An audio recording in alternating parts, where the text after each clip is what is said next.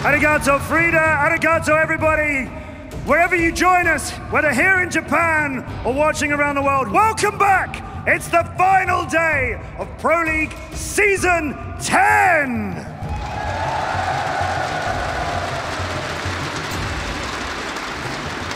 And this is what they want. We will crown a new Pro League champion today. And if you look back over the years we've had of Siege and our 10 seasons, there are so few teams who've ever held that title. Someone will get it today. The games are coming, 2 semifinals and a grand final later on, and 4 incredible teams to fight it. Here comes semifinal number 1.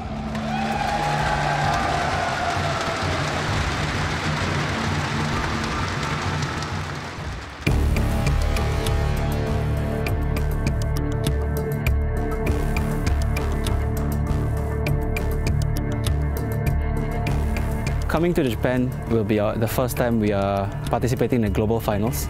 People might see us as underdogs, but I think that my team has worked very hard, and I personally don't see us as that much of an underdog. I feel like we have what it takes as long as we put into play what we practiced at home. The weeks leading up to coming here, we needed to take a look a lot more at the other regions' performance during their respective pro leagues.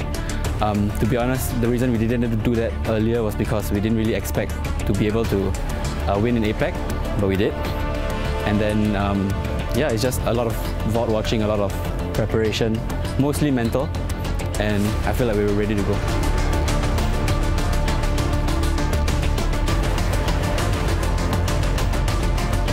So us being here instead of Norarengo and teams like Fnatic, as a spectator, I would be a little bit disappointed because those are the first teams that you look up to when you mention APAC.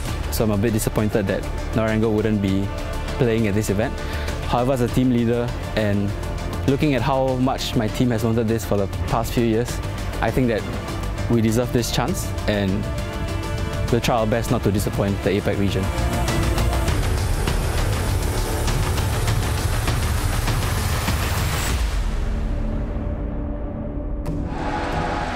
Proudly representing Singapore and the hopes of here in the APAC region, it's Aerowolf!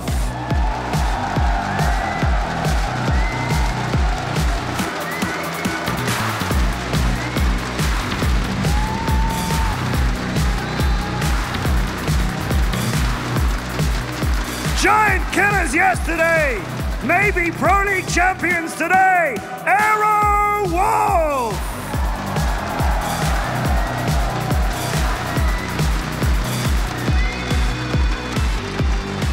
But another big team await them in the shape of the number 1 of NA.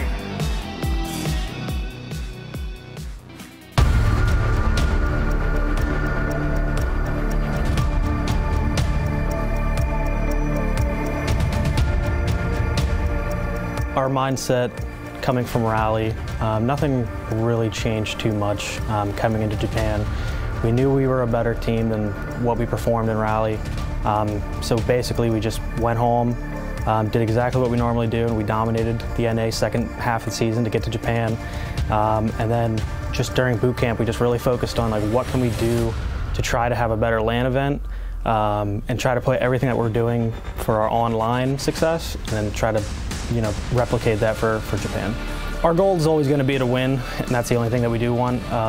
It's the only thing I've ever really wanted was just to win an event, but we are going to focus one game at a time, and hopefully that's the way that it's going to be going forward and to get us to the final.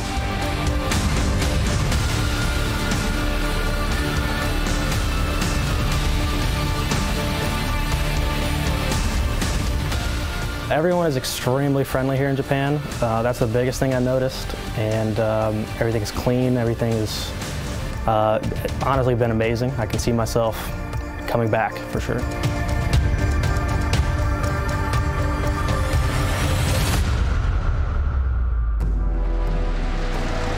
Welcome to the semifinals, DarkZero!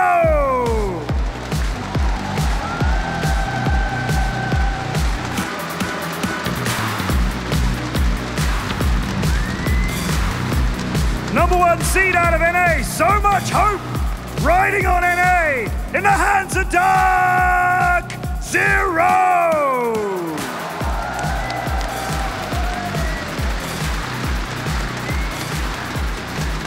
DarkZero and Aerowolf for the spots in the Grand Finals!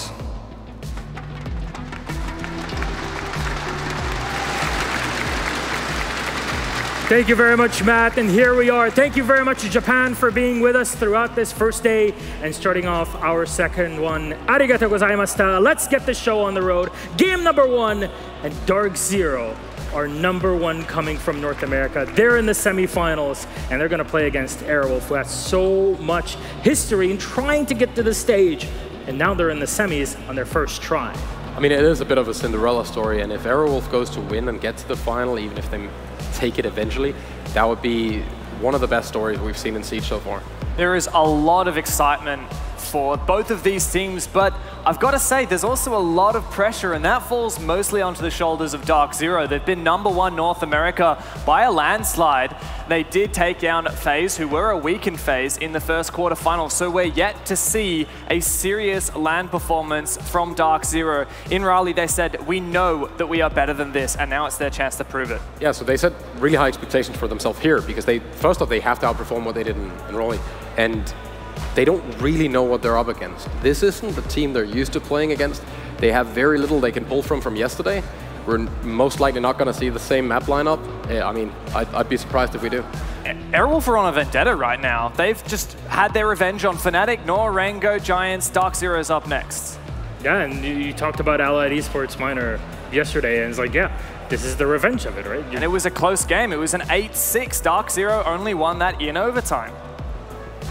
It got really, really close, I have to say, but right now, there's a lot on DarkZero's shoulders, and I really want to try to talk about what sort of maps you'd be expecting for this one, because I know you have all the numbers for it, James, specifically you. You had even tweets posted on there, just to be sure that you're not misquoting Fabian.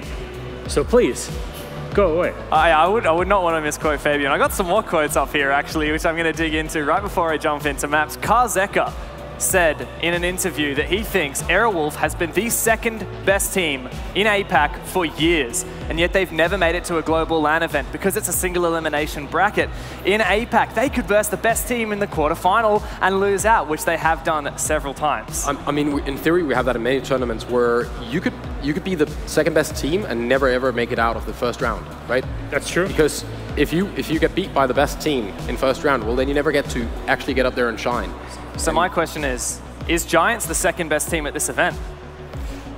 We'll have to see that later today. I don't want to overhype Aerowolf because they might not deliver, but the thing is there's no pressure on them right now, and that's something that they have going for them. You wanted to talk about maps, Gassan. The last time these guys played against each other, it was on Bank.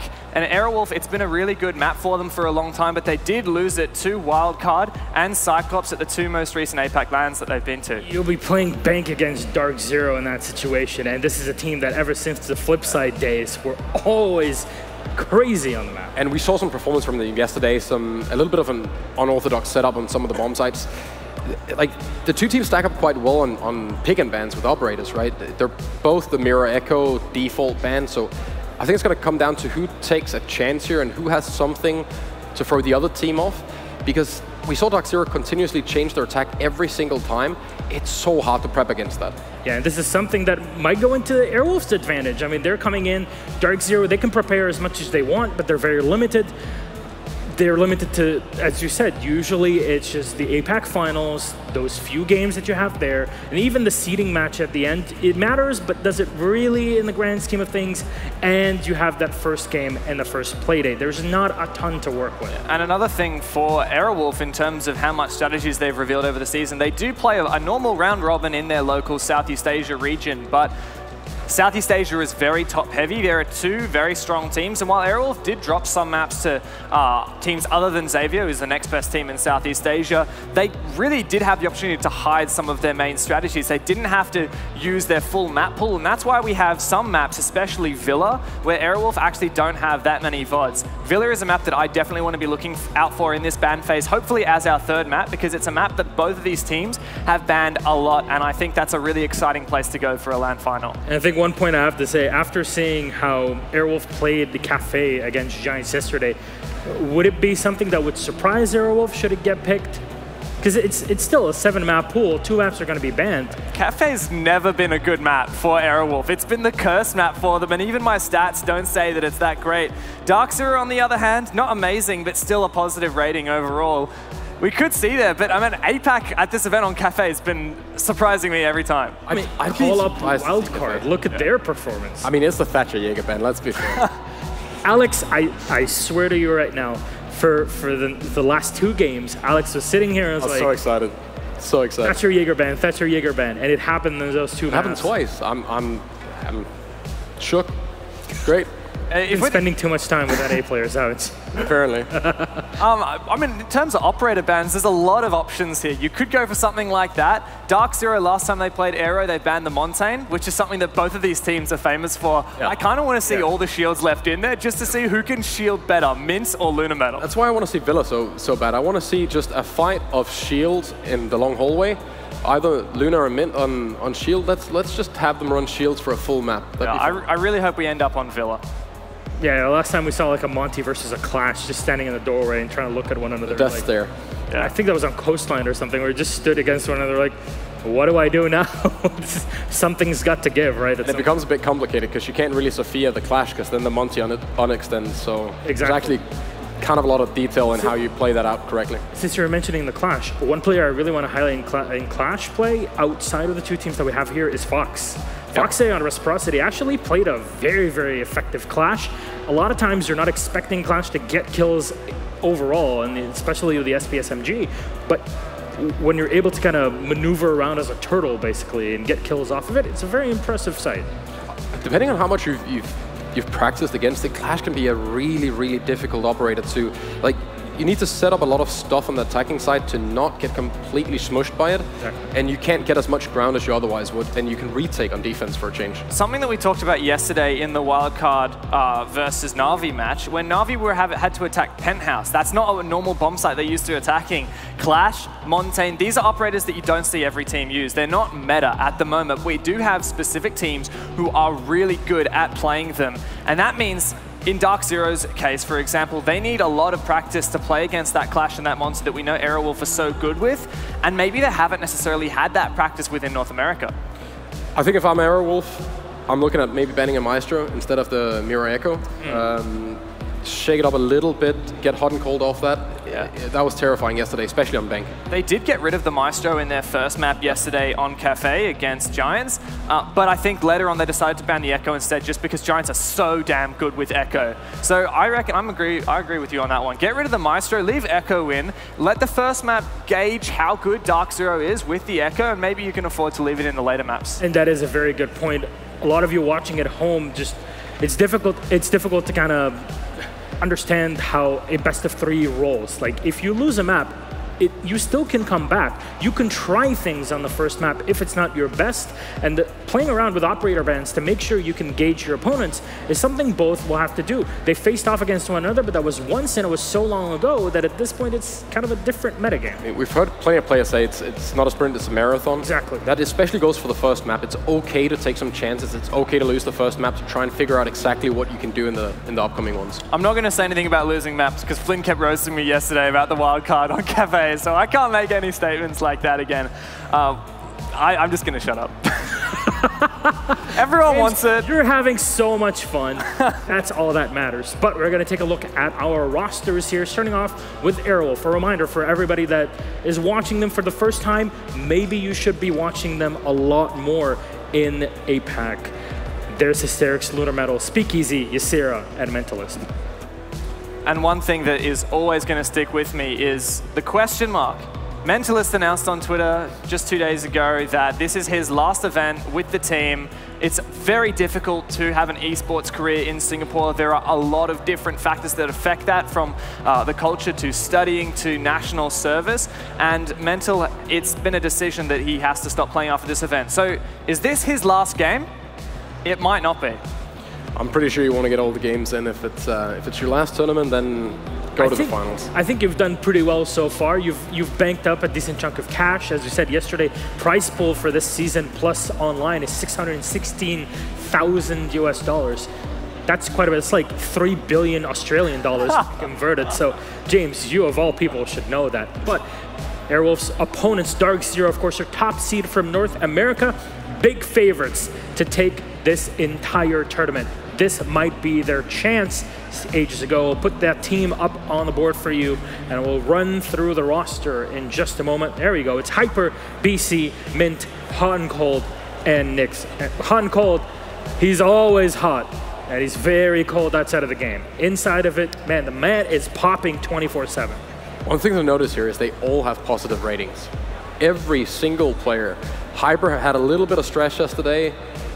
It wasn't really what we expected. Nyx really stepped up, but they are all on a positive rating. So that's kind of insane. In contrast to Aerowolf, where we had, I believe, 3 players under 1.0. 2 players, including Lunametal. I don't want to throw too much shade his way, because not only is he the dad of the team, the IGL, the dad, the oldest guy on the team, he's constantly babysitting them. So it's okay if he has a lower rating. But remember that Aerowolf had a much harder time to get to the semi-final compared to DarkZero, who went through a weakened phase. The big thing about this event that I want to highlight for DarkZero is Hyper is such a good player. He was picked up, but he wasn't really performing to my expectation. He wasn't doing badly, but he wasn't doing hyper, for sure.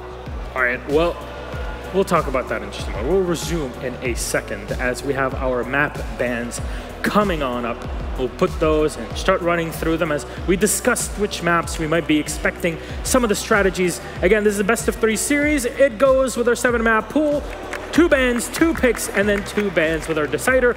Border and Bank will be in play. Border, we barely seen it, and then Clubhouse as decider. Here we go. We have our 3 maps, ladies and gentlemen. You can mark them. They're the 3 in gold under, and we will be taking notes as well. So, gentlemen, let's start off with map number 1. Border, we definitely didn't expect it. Yeah, honestly. Border was considered this, like, it's now the new Oregon. It really is. Nobody wants to play Border. I'm sad to see Villagon. I really am. I wanted that so bad. I know DC bans it a lot. Can we redo the ban phase? Yeah, can we try again? No, Border, at least, I think we're going to see something kinda the same in... Like, we could see some pretty annoying shield plays there as well. Border, it's a bit scary for me. Aerowolf did lose it at the APAC Finals to Fnatic, but that said, there's not a lot of other VODs on the map of them, and they did smash Norengo 7-1 on the map as well. So DarkZero can be looking to that, but it is a map where absolutely anything can happen, and that is a bit dangerous. And Aerowolf is starting an attack on Border. At least, if I'm Aerowolf, I'm looking to see how hard I can push Border. Like, how much can I actually do? How fast can we go before, you know, we start failing again and pick that up? All right, gentlemen, closing thoughts. James, let's start with you. Aerowolf, DarkZero, map 1 Border. I mean, either I'm going to be not having faith in my APAC brethren, or I'm going to be biased. So I feel like I can't make any predictions. I want an absolute banger of a match right here, worthy of a grand final. I think it's going to be a long but good 2-0. For? One of the teams. Yes. You know, when Alex is indecisive, something is up. All right, thank you very much, gentlemen. We'll resume after our 1st and 2nd maps. For now, I think it's time to get the show on the road. Nihon, are you ready? Ikuzo! Gabate, let's go! All right, Milos, thank you so much. We're going to be starting off Championship Sunday on our very final day with a hell of a match. Aerowolf versus DarkZero, the #1 team in APAC versus the #1 team in North America. We have the #1 team in Europe still standing. Yep. So we got a good match coming up after this, but first, let's get to the goods. A lot of people surprised that Aerowolf came out on top yesterday. They weren't necessarily in a lot of people's pick'ems for the final day. I mean, we've been talking about it this whole event. They are, among others, a team that don't have a lot of pressure on their shoulders as to expectations. So showing up and performing as they have, I mean, it's impressing everybody. It's making them a lot of fans, but it's something that they have the freedom to do because they're not feeling the constraint of that pressure, like, for example, what DarkZero must be feeling going into this match. Border is Hell in a Cell now if Oregon isn't referred to that title. And I think it's the new one. Touched by the analyst, it's the new Oregon. All right, you come in and you know that it's going to be a bit unpredictable. Yeah. The way that you take Armory, the way that you take Office is very standardized. A lot of teams have basic strats for it. There is some room for creativity. We saw Lunar Metal yesterday running out the Montaigne, and while DarkZero is a team that is no stranger to shield play either, but DZ appears to be quite prepared. From the bans, they banned Full out because they didn't want to have to go up against Aerowolf on it. Now they'll take the Montaigne out as well. Now, DarkZero could still run a shield if they wanted. Mint has played Blitz a number of times. We don't know if that's something that's in the wheelhouse of Aerowolf. But I do think we're going to be seeing the Montaigne ban for the majority of these maps. I don't see DarkZero letting Aerowolf get their hands on Montaigne in any situation. Thatcher going to be the ban from Aerowolf, a ban that they are very familiar with, and Mira, another ban that Aerowolf is very familiar with. So they're going with their standard bans here. They're getting rid of what they're used to getting rid of. And this was a quick ban from DarkZero. It'll be a Valkyrie eliminated here on border. That's going to hamper the aggression potential for roamers and just for runouts in general. Also means you can choose to bring an IQ, but we do have an Echo still in play, so it's likely that you're still going to bring the IQ here. I was talking to Aerowolf this morning while we were having breakfast. And just went over and wished them well as we were leaving. I didn't see DarkZero because I couldn't extend the same courtesy to them. However, when I was leaving the breakfast venue, Lunar Metal turns to me and he says, "Are you casting our match today?" Yeah. And I said, "Yep, and if you make it to the finals, we'll be casting that one as well." And he goes, "Well, regardless," he goes, what was the word he used? He goes, "Get ready." And I always love when teams say "get ready" because it always shows that there's something at play that they've come up with. And while DarkZero is a very reactive team, they do their homework, they're very well prepared. We mentioned that yesterday in the matchup, and every single time that we see DarkZero play against their cohorts over in North America. For their lineup, it's going to be a Maestro Alibi, Jaeger, Smoke, and Kaid. You can see it very conveniently on your screen, all the perspectives of the various defenders and how they do their setups. Now, for this Armory defense, it's the second floor bomb site on border. It's the only bomb site that's on the second floor of border. Some teams have different variations to this strategy. Do they defend aggressively inside of Armory and Office, or do they expand outwards? In this case, DarkZero is going to extend their defensive hold all the way over to monitors. They've got deployable shields set up. They've got some kill holes and rotate holes that have been established into the Office/Fountain wall, and then the monitors wall as well. As for Aerowolf, you can see Zofia, Buck, Ash, Thermite, and Nomad. And Nomad was an interesting experiment that was used by Aerowolf in the past, but you can already see that there's been a switch up on this operator role. You got Lunar Metal on the Ash, there's no Monty available. I imagine that Aerowolf was anticipating that shield ban, and as such, Aerowolf will have to try something different. Keep in mind this was a team that also, oh no, hysterics. This was also a team that ran Dokkaebi. This is a team that's run a lot of IQ. Aerowolf can bring a lot of things that they're, should they require it. That's Hyper just playing with his enemies, but also, when you put that up there, you can't shoot it. And keep a look on your screen. See how Identity Hidden is constantly flying around the screen for the attackers? That's actually a neat little distraction trick from Hyper, because it's not him necessarily toying with his enemies as much as it is, oh, you always are going to have this enemy detected outside notification on your screen. You're going to have to pay attention to it, and if we do run outside, well, then you might not know it's actually happening. That's a clever little move there from Hyper. I like that.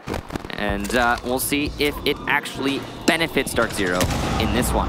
Nade comes out from Mentalist. He's trying to deal with the bandit tricking by the triple wall. Well, not bandit tricking, Kai tricking, but it's not going to work out. You can see Speakeasy eliminated by Mint. Eventually, Mentalist will get the Electro Claw. He bucks from below, and that's going to allow triple wall to get opened up. The Kai Electro Claw going to be a little bit late on the toss there. Wall nice and open for Ysera and Aerowolf. Didn't Alibi's clones used to, like, the outside notification, did it disappear after 10 seconds? I think it does disappear after a while. I was going to say, it used to disappear after 10 seconds. I don't know if that's still the case or if we just have access to it. I'm not sure. Maybe it's spectator mode, yeah. Lunar Metal's got the G36C in hand. He's going to creep down the hallway and head on over towards the office and maybe check on in, do some destructive work, where Ash's breaching rounds have now become a very prominent piece of utility for the attackers. This holding monitors by Hyper is going to be tenuous at best as Lunar Metal is in and takes him down, just vaults right on in. Great coordination.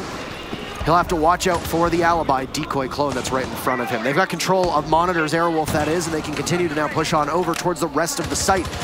It's going to be Nyx as the next point of contact. He sees one, a drone.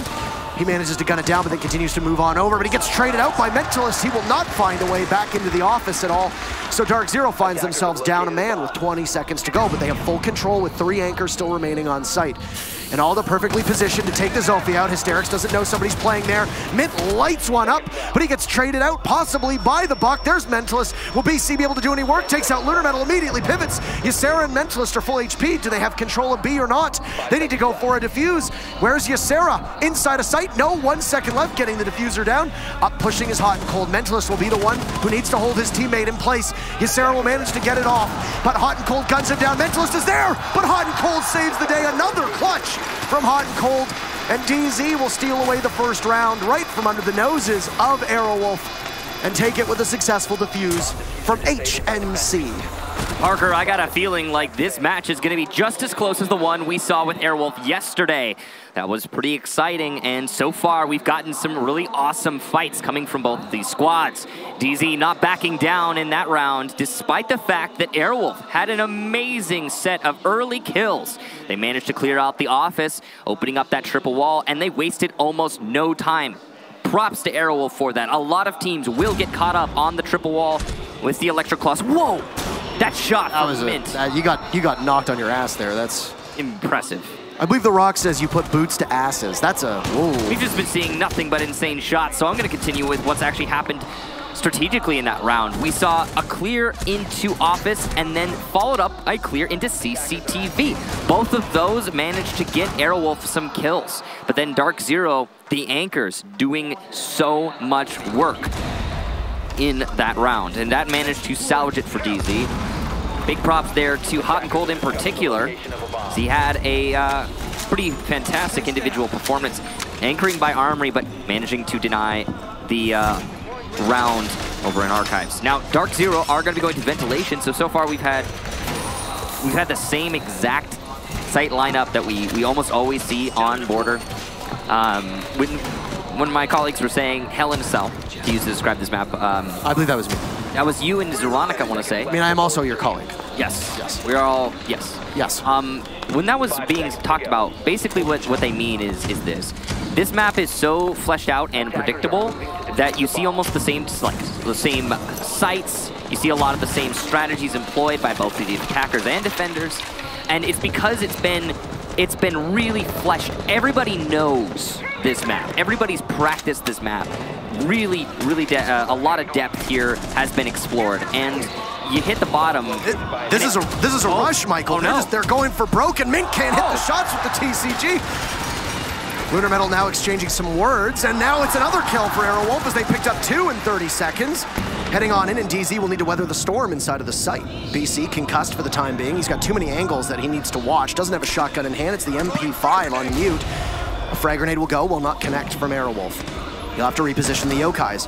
So the offsite presence from DarkZero has already been removed from equation with the exception of Hyper, who is above. He's got to rotate now as he needs it inside of monitors to drop down to customs. And he's going to be supported by a Yokai at the bottom of the stairs. It's a bit of a hurry up and wait situation from Aerowolf as, well, 30 seconds, they waste no time, and then they kind of hit the brakes. Yeah, so the point I was trying to get to with my story there is basically you have to do things unpredictably, and crazy strategy is the only way to really get an edge over your enemy, and that's what we're seeing from Aerowolf. But Hot and Cold will at least get the first kill for his team, and that's going to bring DarkZero back into the running here. And another one for DarkZero as BC challenging the front door. Hysterics just didn't expect that. You could see he was still in the transition to ADS when BC killed him. So really nice play there from BC, positioning himself, again, in the crazy spots. Hot and Cold upstairs with the Yokais down below gives them great coverage of both of the floors. And while you've got Hyper up there too, BC, if he gets overrun on the site, you have Hyper and Hot and Cold with express routes back to the actual site by dropping through the hatches. So not all hope is lost. Meanwhile, Hyper's given up his hold over to monitors. He headed towards the back stairs, but now he's going to go back over towards monitors. Plant going down from Ysera. I don't know if DarkZero is aware of this, and it's this other diffuser planted with Ysera on coverage. Falls off the plant. Down goes BC now as well, and Hyper in a 1v3 with diffuser down. He'll have to fight for the objective and possibly snap onto some heads. He gets one, but in mid-reload, he gets gunned down, and we'll tie things up. Aerowolf cleaning up that round after a really early rush on into the site, and they stick the landing despite losing 2 to DarkZero. DZ could not hold on. Good job there to Aerowolf managing to get that plant down and cover it in the end. I like their ability to control a plant zone despite the fact that DarkZero still had control above Aerowolf. So good job to Aerowolf making that happen. A big part of why that was successful in the end for Aerowolf is because of this moment right here. Ysera managing to get the plant right under the nose of Hot and Cold. And you don't expect to see that stuff happen.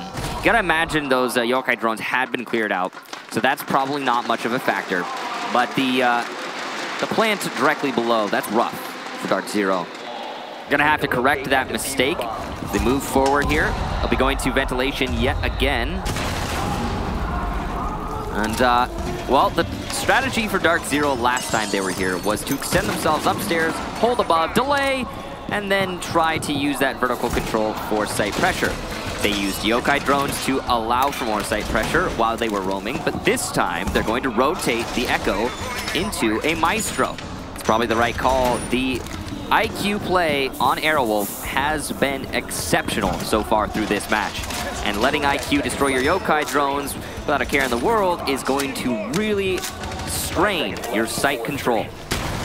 The Evil Eyes, though, they're going to be a little bit more durable. You'll have to use a nade or a Zofia Lifeline to destroy them from the current lineup we see on Aerowolf. They've got options, but they're going to have to rotate players to get rid of that utility before they go for plant this time. I do like how DZ blew up their composition on that second round, and they look to have done the same on this round now, too. They're going to change a couple things. They're going to bring a Legion, they're going to bring a Castle, and there'll be a Maestro instead of the Echo. This is 3 rounds now where the flexibility from DarkZero is shown, and the prep work that they do, and a big part of why this team has been so successful is front and center. That kill hole shot from Nyx over in monitors does not go. The Hibana will walk away without a scratch on her shiny new paint job. So Ysera will live to see another day. That would have been a massive opening kill for Nyx to be able to take out the singular hard breacher, as Border is one of those maps where you don't often see more than one hard breach. You might see a Maverick accompany a Hibana or a Thermite, depending on what the operator bans are, but it's not very commonplace. This is another workshop take for Aerowolf, another workshop defense for DarkZero, and it's a much slower pace. We're already a minute in, and there's been minimal contact, barring Nyx's kill hole or punch hole or bullet hole, I guess. Bullet hole. It's still technically a kill hole. You can kill hole is a generalization of a hole in a wall where you can kill people through it. Yeah. Oh, is that? Yes. That is what kill hole means. Yeah. It's a hole in which you kill people through. Yeah. Oh, okay. Nice bullet hole, but it didn't, well, work for Nyx.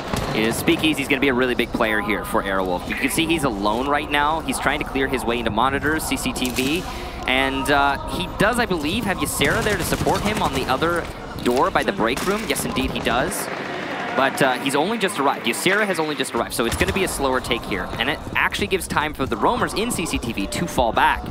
Not going to do that just yet, but they have that opportunity. Hysterics can cut off the rotation from below. Ysera's going to get Nyx, so already a good start for DZ despite Ysera getting downed. And I think that's worth it for DZ, absolutely. You've managed to take out the hard breacher, that's diffuser down. Somebody's going to have to go retrieve him. The Mozzie is situated in a position where he's going to be hard to flesh out, and it's going to be all on the shoulders of Mentalist, who confronts 2 barricades inside of office and now has to retreat and find a new way in, which is going to be through the balcony, leading all the way towards the office door. All the while, the clock is just continuously working in DarkZero's favor as Hyper drops now. So DarkZero's fallen off the hole that they had above. Aerowolf will split duties for the time being. Mentalist gets hot and cold. That's a perfect trade, which is not exactly uncommon to see on land.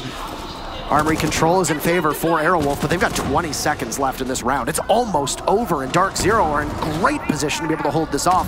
Unless Aerowolf will be able to snap their fingers and kill half of this lobby, this is going to be very, very challenging. BC also has an angle on the Lunar Metal, guns him down, immediately looks towards another door with hatch control still in favor for Mint, who will be able to pick away at Speakeasy. No! Speakeasy wins that one, but they're running out of time. You're going to need to go for kills, but BC is there on a double. Speakeasy gets Hyper, and they're all out of time. It's the clock that gives DarkZero that victory, and well, I think you could say that Aerowolf lost that round in the mid-half, where they couldn't get a proper adaptation, and Ysera and Speakeasy spent too much time upstairs on a roam clear that should have been done about 30 seconds sooner. Give Speakeasy 10 more seconds, he might have been able to win the fight against BC right at the end there. It was a good round from both of those players, though. And Jordan. That's the wrong Jordan. Yeah, that's the wrong Jordan. That's Bacon. That's Bacon. That's Jordan. I guess. I believe he calls himself the coach of the people. Is that him? Yeah? Yes, he does. Yes. And occasionally cast. Words are difficult. Coach of DarkZero. Oh, that was the trade right there. Like Parker said, we actually see trades a little bit more on LAN. And the reason is, if you've never played Rainbow Six Siege. I've never played it, tell me. In a LAN environment. Okay. Then it's hard to explain. But oh, what a shot from Speakeasy.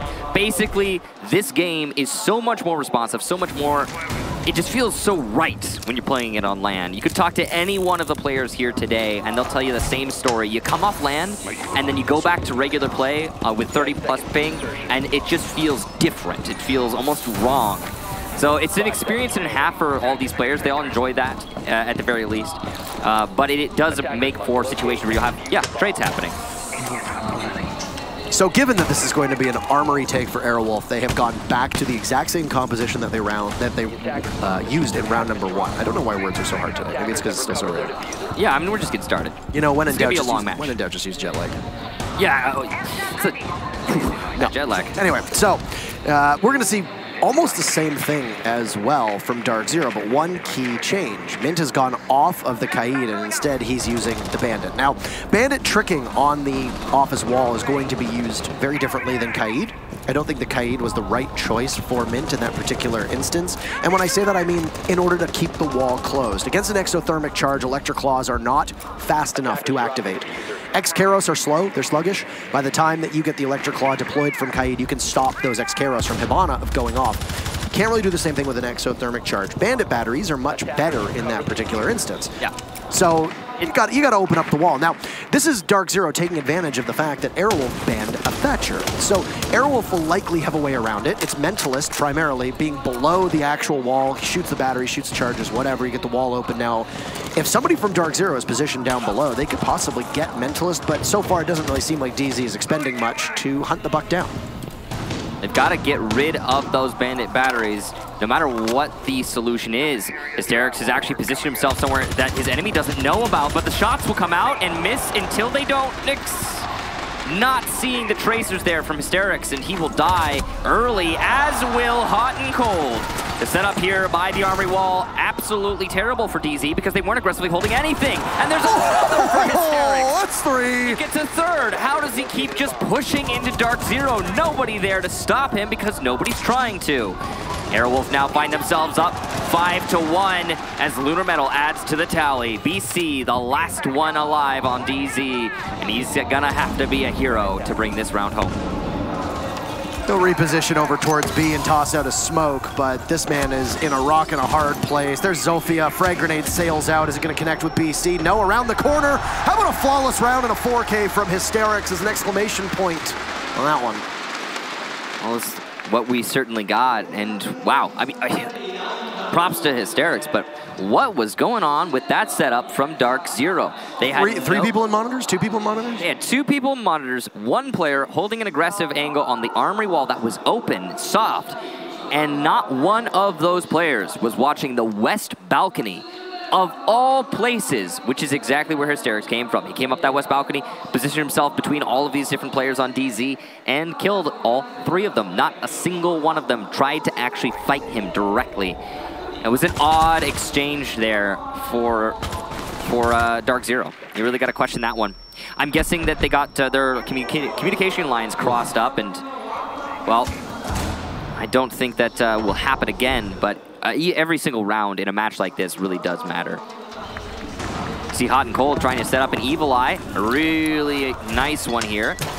You set it up on top of the pipe and you can get some great information. It's less likely to be spotted. Yeah, unless you have a Twitch, it's basically impossible to get rid of without Thatcher. And even then, Thatcher's just going to disable it, so. And you can position, if you're using the Evil Eye when you see the EMP come in, make it look up, then they can't shoot it. It's very similar to when we saw, I think it was Secret? If Leon Gids, it might have actually been, who threw the Yokai drone onto the shelf.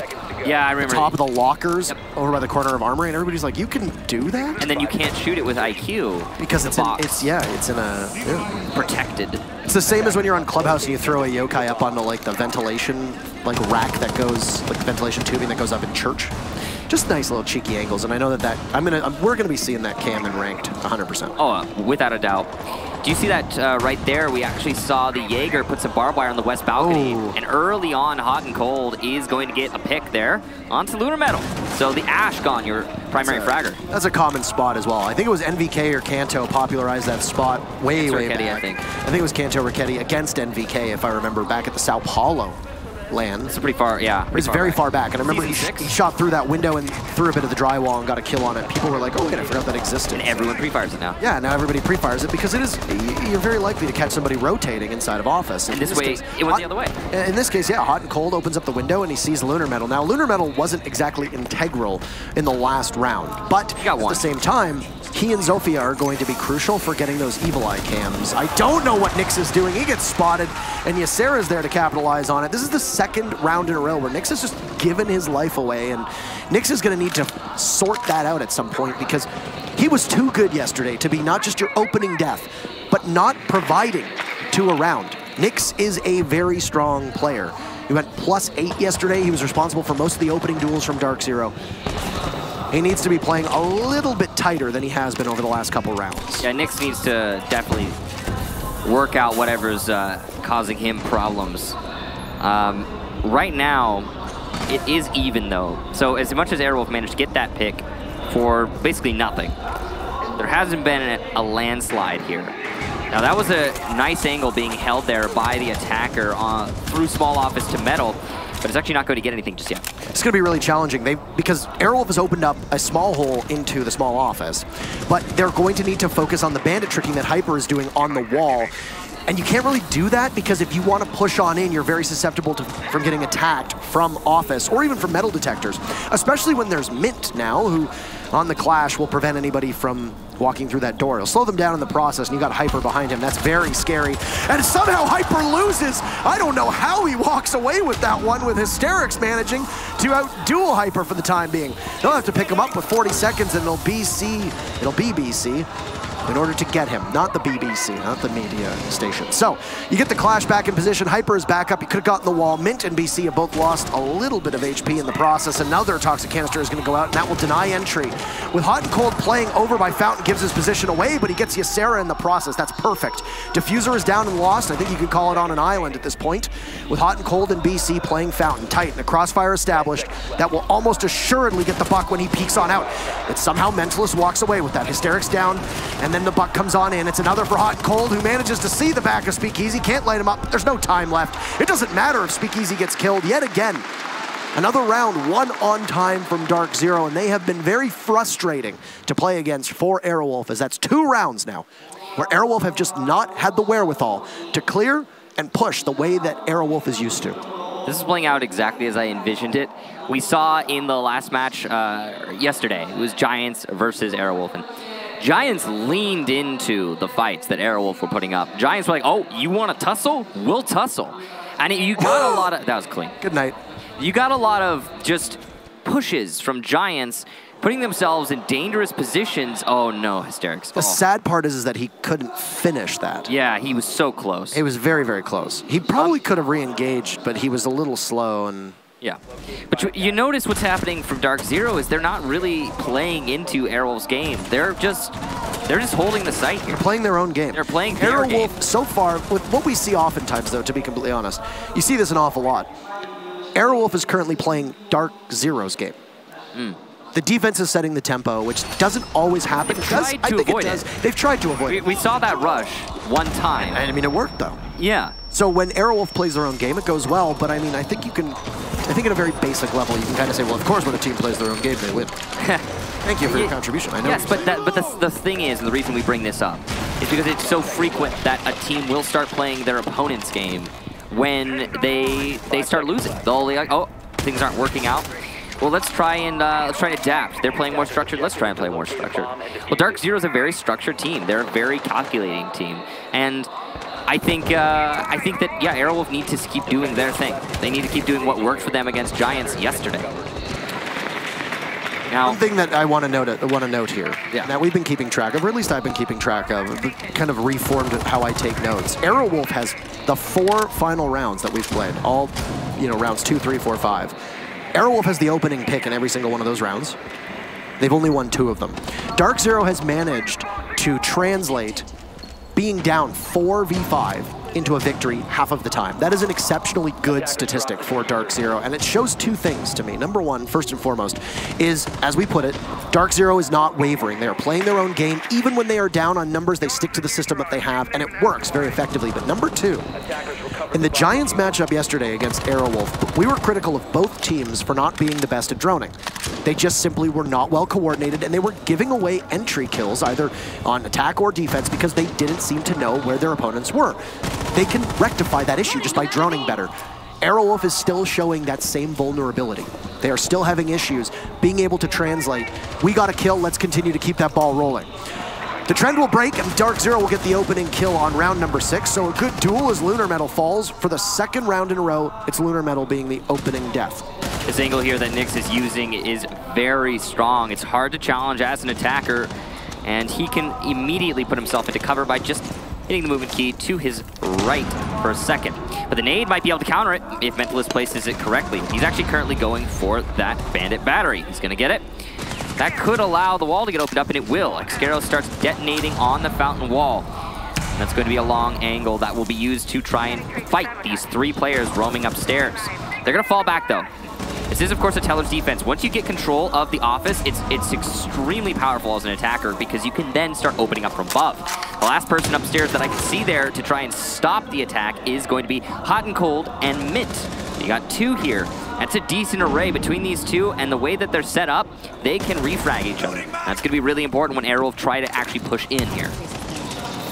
There goes the wall inside of office, and you noted it very correctly. You can lose control very fast. As Nyx had dropped, and now Mint has as well, but Hot and Cold is still up there. I don't think he's been detected. Great patience. He takes the head off of 1, expecting a second, but he'll lose the fight to speak easy. So Aerowolf will at least get the trade as they need it. It's now Mint in customs, under pressure. He's gonna have Hyper come on in. Hysterics finds him. The R4C doing great work, but just as Hysterics vaults vulnerable, it's Hyper, and Nyx now comes alive too. Speakeasy from above. He's been last alive on his team a number of times, but he drops with his back to the remaining player, confronts the castle barricade, and he's all out of time, all out of luck, and he's all out of life as well. DarkZero will take the first half, 4-2. Aerowolf's map, keep that in mind. And the Thatcher ban might not have been the culprit, but Aerowolf's attacks were not quite as robust or as coordinated as they needed to be. We'll swap sides and see how these teams will do. DarkZero have an opportunity to steal away the map pick from Aerowolf, and that would be huge, setting us up for Bank as the possible finale in map number 2.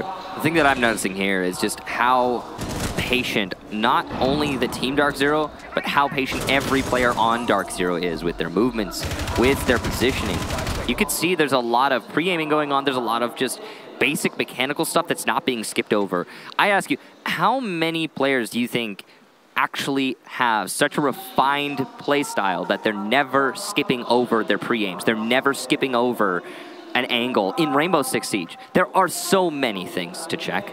There are so many moments where you are going to be making a play that is half efficient and half a risk. And I'm not seeing much of that from DarkZero. The majority of their play has been just really precise. I'm not gonna skip anything, which is unusual, even at the highest level. The only thing that I would say that I can find an issue for DarkZero is Nyx. That's true. Going off on his own a couple rounds. That's a good point. He was, he needlessly gave his life away 2 rounds in a row. But other than that, he's been pretty sound. Yesterday in their matchup, we remarked that this is the best LAN performance that we've seen out of Nyx. He's had some significant issues in the past with being consistent on LAN and not showing up. And I don't want to say letting the team down, because I think that the audience will run with that in a way that they probably shouldn't. But I will say that Nyx not being at full strength significantly hampers DarkZero. And when you see Nyx show up the way that he does online and the way that he did yesterday, he is a force to be reckoned with. So far today, he hasn't had his moment. Correct. And he has been making a lot of mistakes. That last round, though, he was huge. Yes, that last round, he was good. And as a whole, I'd say DarkZero, again, they're not making many of those mistakes. Nyx is the exception in this case. So moving on from that point, Aerowolf, they're going to need to make something happen here now on defense. That's the advantage they have to an extent. It's not necessarily defender-sided map, not really. Not the way that Border has set itself up. So far, we've seen 4 defense out of the 6 rounds played. 4 defensive wins, I mean. But that was DarkZero just playing really refined. Could be that Aerowolf has the same thing going on here. Oh, an opportunity for Nyx, and he is going to botch it. Unfortunate there. I don't think he did much damage at all. No, he didn't. He's running the new angled grip L8A1, which is the LMG, the second LMG, I guess, if you technically consider the, consider the AUG or G8A1. Yeah, to be, or the G8A1. Yeah, sorry, my apologies. Interesting, yeah, it's an interesting gun that we've seen a couple times, not all that often, but DarkZero is now having some difficulties, to be frank, in capturing monitors. They've got 2 different operators that are lined up outside of it. Hyper and Nyx will just watch the window intently, and Hyper has the run out that could possibly happen from over on Armory. Hyper dives on in, gun down from Lunar Metal. Ysera had taken damage earlier, we knew that, but he had a supporting cast. So now Nyx needs to do solo duty over by the door of Armory. BC usually very good with his nades. He'll not find anything as the Buck throws one up in frustration through the hatch down below. A minute left for Aerowolf to just sit back and wait. They have the opening pick. That's huge. Can they translate it to more? So far, we haven't seen any tools used from DZ to get these players in CCTV. Speakeasy and Ysera, though, going to go down. And that was not necessarily CCTV roam. It was one of them, yes. But we see the other rotate into the hallway. That's on 90. That's going to be Hysterics there playing to try and punish the attackers for the control that they've just leveraged. Well, the rest of the defenders, meanwhile, they need to hold on to that site. Hysterics is going to continue to be aggressive on this position, which is going to confuse DarkZero, I'm sure. But he'll be downed, not finished off though. That's a dock. He can pick himself up, and his Mentalist gets 2, and it's looking terrible for DZ. Hysterics can possibly pick himself up, possibly get picked up, and it's going to be another for Mentalist. Now it's just Nyx. He's behind Mentalist. He can get this kill. He just needs to commit to the play, but he knows he's got other people to fight. He's not even going to get one! Mentalist, a big round. That was a 4K and just sitting on that wall. And a huge mistake from DarkZero to peek over and over and over again in 0 effort to coordinate properly. That was DarkZero throwing their lives at a problem and expecting something to work out, and Mentalist made them pay once, twice, and 3 times. The dog was all out of stim pistols, by the way, but you were in a good rhythm, so I didn't want to dive on it. I said possibly pick himself up. Oh, no, I know. I didn't know if he had him. He was essentially a drone at this point. Hysterics was just lying there, waiting patiently for Mentalist to be able to do something wild. And 1, 2. Here comes the 3rd. And he's got a full time to reload before he gets that 3rd. Doink! There it is. And then wait for the last one. Where's the confidence? Hold on. Oh, wait for the sound, wait for the sound. He gets 2 reloads. 2 reloads. Why? And 4 engagements. But here's why Nyx couldn't push. They didn't know if the dock had any stim pistols left, so they had to be wary of that. In DarkZero's mind, it's still a 1v3. You cannot aggressively push that mute, because if somebody is playing over by monitors, or somebody is playing below, or somebody is playing in small office, then you have Nyx immediately gets refragged. I think that Nyx needed to hesitate less. Yeah, he had to push him. I think Nyx did as well. And that's just, in my opinion, that's a combination of experience. And I think that's a combination of just being nervous. Yeah, could be nervous. This is a big game for DarkZero. This is the first time they've made it to the semifinals of an event. They have an opportunity to make it into the finals. That's obviously quite an accomplishment. Look at this, so ventilation. Yeah. Bad sight for DZ. We could see Aerowolf here tying it up. Yeah, go 4-4. Aerowolf looking a lot stronger on their defense. We talked about the coordination. We talked about the droning or the lack thereof from Aerowolf on the attacking side. And well, they don't need to worry about that on defense, do they? It's defense. You set up and wait. You've got information gathering tools, and you can relay that to your teammates, but a lot of it is really compact, a lot really efficient, really easy to use. When you compare it to droning. Droning for your teammates, sometimes that takes coordination that you just don't have. It takes teamwork. Now, so far through this second half, only had 1 round played, so it's too early to call it. But it's looking good for Aerowolf on the defensive end. Big thing there in that last round, DarkZero really struggled to take CCTV. They just could not get themselves in the door. What you call CCTV is what I call monitors, by the way. Oh, that's a beautiful shot. Opening pick goes to DarkZero, and there you go. Nyx has seemingly woken up. That's a great play. He's been very good on the IQ, even though he did have a bit of a fumble in that end of the 7th round that just expired. So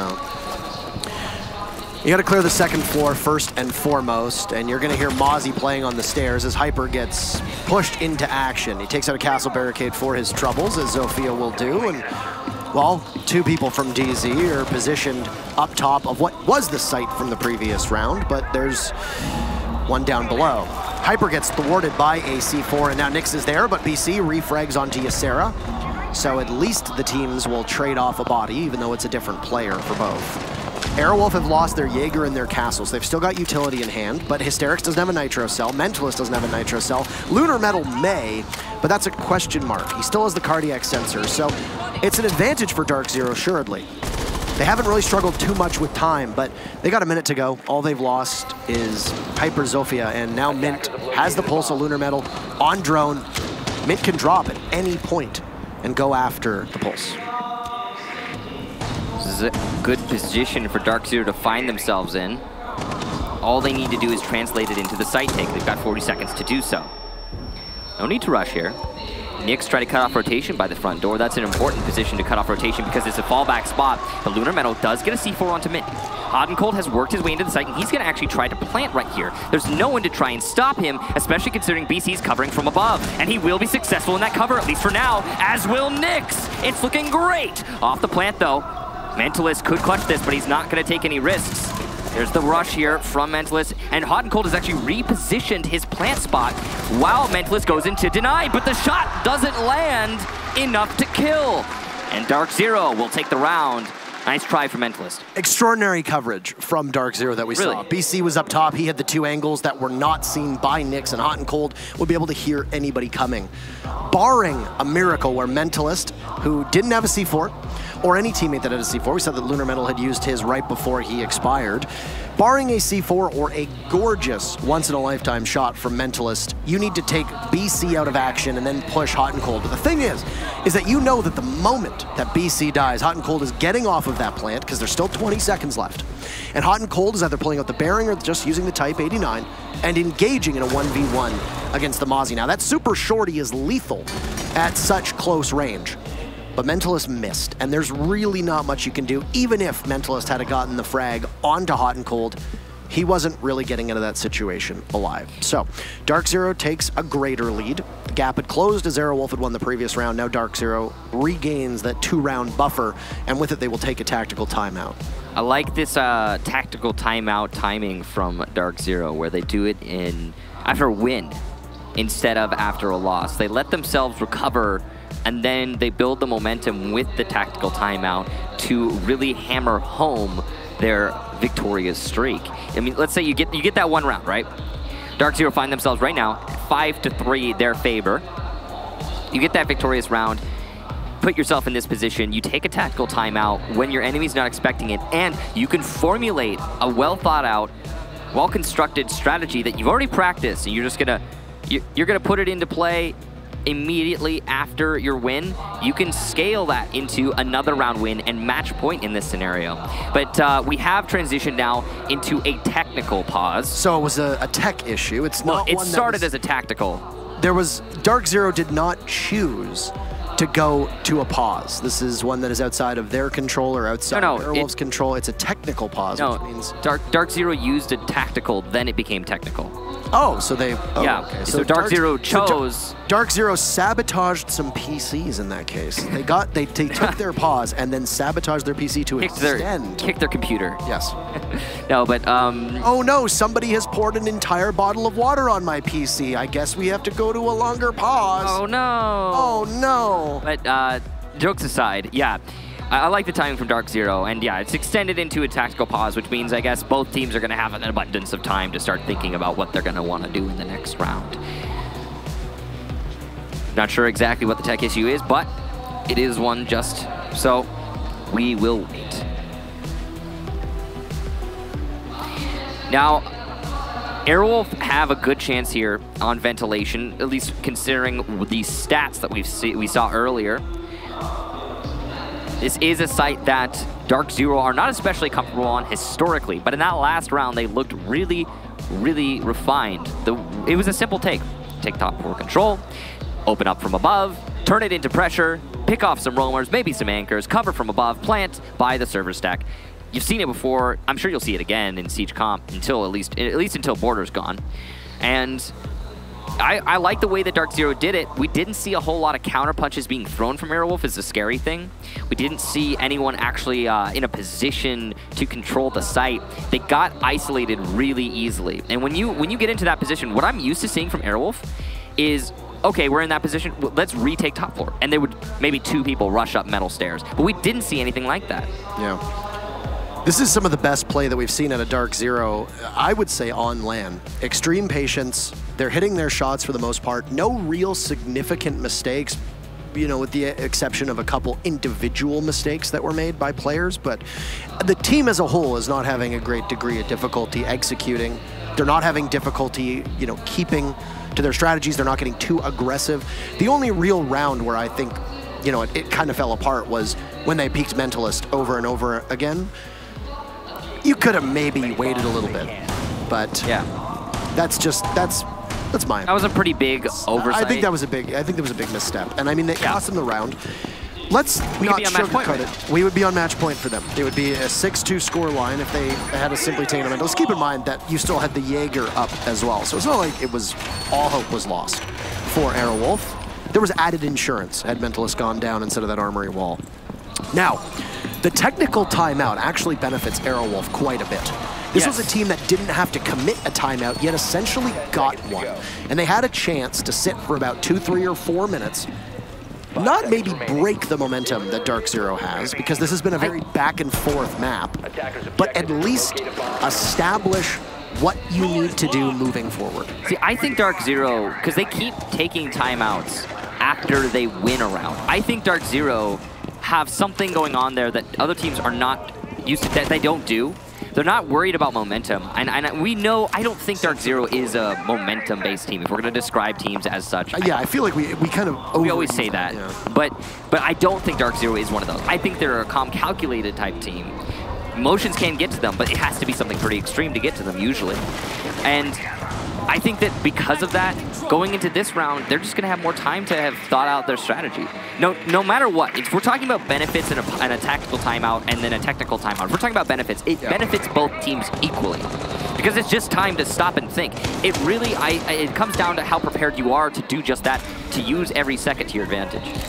DarkZero's got some drones pre-placed to be able to spot rotates, one of which happens to be over towards the metal detectors on the armory side of the second floor. Now, as we note every single time that it is a take on the first floor of Border, you need to get the crown jewel, which is either office or armory control, because then you're sitting over top of either the A or B bomb site, depending on which room you go after. That's why teams invest quite heavily on that second floor, and a lot of times it can end up being a death trap, because you get stuck or stranded inside an armory, and instead you have no way to get out, and you have to fight your way out, which for both of these teams shouldn't be too much of an issue. You've got impeccable aim on both sides of the equation. 2 drones situated over by Fountain, both of which were guiding Hyper in, and he'll look to concuss the defender that's playing inside of the office, or the archives rather, as it's Hyper inside office. He's got BC not too far off. There is a Jaeger in place, so you gotta burn those ADSs, and well, here's a gift from BC, but the one frag grenade will get caught by the ADS, and Hyper didn't know he needed to clear the ADS. It was miscommunicated. I think Hyper was trying to, but couldn't get it done. The mute is going to peek out of Hysterics, and we've already used 2 minutes of this round with really nothing happening in terms of blows or fights across both of these teams. The ADS should be cleared now, and that should allow nade, but it's just going to be a raw peek from Hyper, who will win it. A little bit of miscommunication there, but the job gets done in the end. You can see it on their faces, the way they were talking to each other.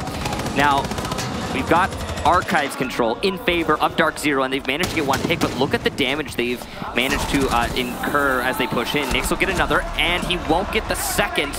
Ysera still alive by lockers. He can actually hold out here. Look at the time. There's only 25 seconds. BC gets another kill for DZ, and now with so much control, Mentalist is trying to retake top floor, and he will be, for a moment, successful, but not enough. The war goes to DarkZero, and they take us to match point. Mentalist just looking the wrong way at the very final second onto that Archives door, and maybe could have gotten another and stayed alive above, but DarkZero really winning that one out by the skin of their teeth. That was very, very close, and probably way too close for comfort if you're a fan of the North American squad. They were a bit lethargic on that main entry. It took them about a minute and a half to really find anything that they needed, and then from there, well, they broke it open. And I think BC was a big part of that. I mentioned that you can get trapped inside of Armory, and that's exactly what happened for the Aerowolf defenders. There were two members of Aerowolf who essentially had nowhere to go. They had to fight their way out, and DZ traded them off. DZ traded them off very effectively. Because of this, you can fight your way out as best as you can, but if you don't have the numbers advantage and you're just trading, you're still going to lose, because you're already at a disadvantage. DarkZero now putting themselves on a match point, and Aerowolf, I would be frustrated with Aerowolf if I was on that squad after that round. Yeah, definitely going to get to you after a while when you're having rounds like that one where you hold out for so long, and then right at the end, DarkZero managed to put the puzzle together and take the round. Now, the setup there from Aerowolf was kind of rigid, is another thing. I like what I saw from Mentalist at the end, where he tried to retake upstairs. It was a ventilation defense, but he stacked on, like we saw Aerowolf do yesterday against Giants. He just stacked on. He's like, no, I'm gonna go. I'm gonna take the fight. You can't stop me. And I love that from Mentalist. I love that from Aerowolf, but we're not seeing it across the board. And more importantly, DarkZero are doing a great job of, when they get control, holding that control, and it's making Aerowolf suffer a little bit. It did take a lot of manpower and a lot of HP and a lot of utility to clear out one player in Archives for DarkZero. But as soon as they got that player, despite the fact that there were only 20 seconds left after that, they managed to turn it into a round win. And that's a really important distinction for DarkZero, because most teams struggle with that. We saw the same thing from Aerowolf yesterday. We saw miracle round wins from Aerowolf, where they put themselves in positions that seem unwinnable. And they're almost out of time, and then suddenly Aerowolf come back. Both of these teams really have proven themselves to be at the highest level, and it's awesome to watch. But DarkZero right now are the ones edging out. DarkZero have been by far and away the better team on this matchup. Yes, I have been very impressed with DarkZero, the way that they have been patient. And I don't mean that as if other teams aren't patient, but DarkZero waits sometimes to their detriment, but for the most part, DarkZero have not overcommitted. They haven't overextended. That is the way that you see a top-tier team with tons of experience. They've got ice in their veins, as Hot and Cold showed yesterday, and you just wait. You wait for the coordination, and right now, DarkZero is on another level from where we've seen DZ at any LAN prior. They've still got one more round to go if they want to be able to put away Aerowolf on Aerowolf's map. And Bank awaits us. BC and Hyper will get the opening kills. Oh, 2 from BC. Say goodbye, Lunar Metal and Speakeasy. He's down below wreaking havoc. And now it's Mentalist to try and find the buck. But he pops up, down goes the buck. Mentalist is still inside of Customs. Opening pick for DarkZero. They have been mighty fine, and now it's just Mentalist in a 1v4. This is almost impossible to see him get out of this. He'll head back up to the top of Armory. He's got some soft destruction, but shot from the side.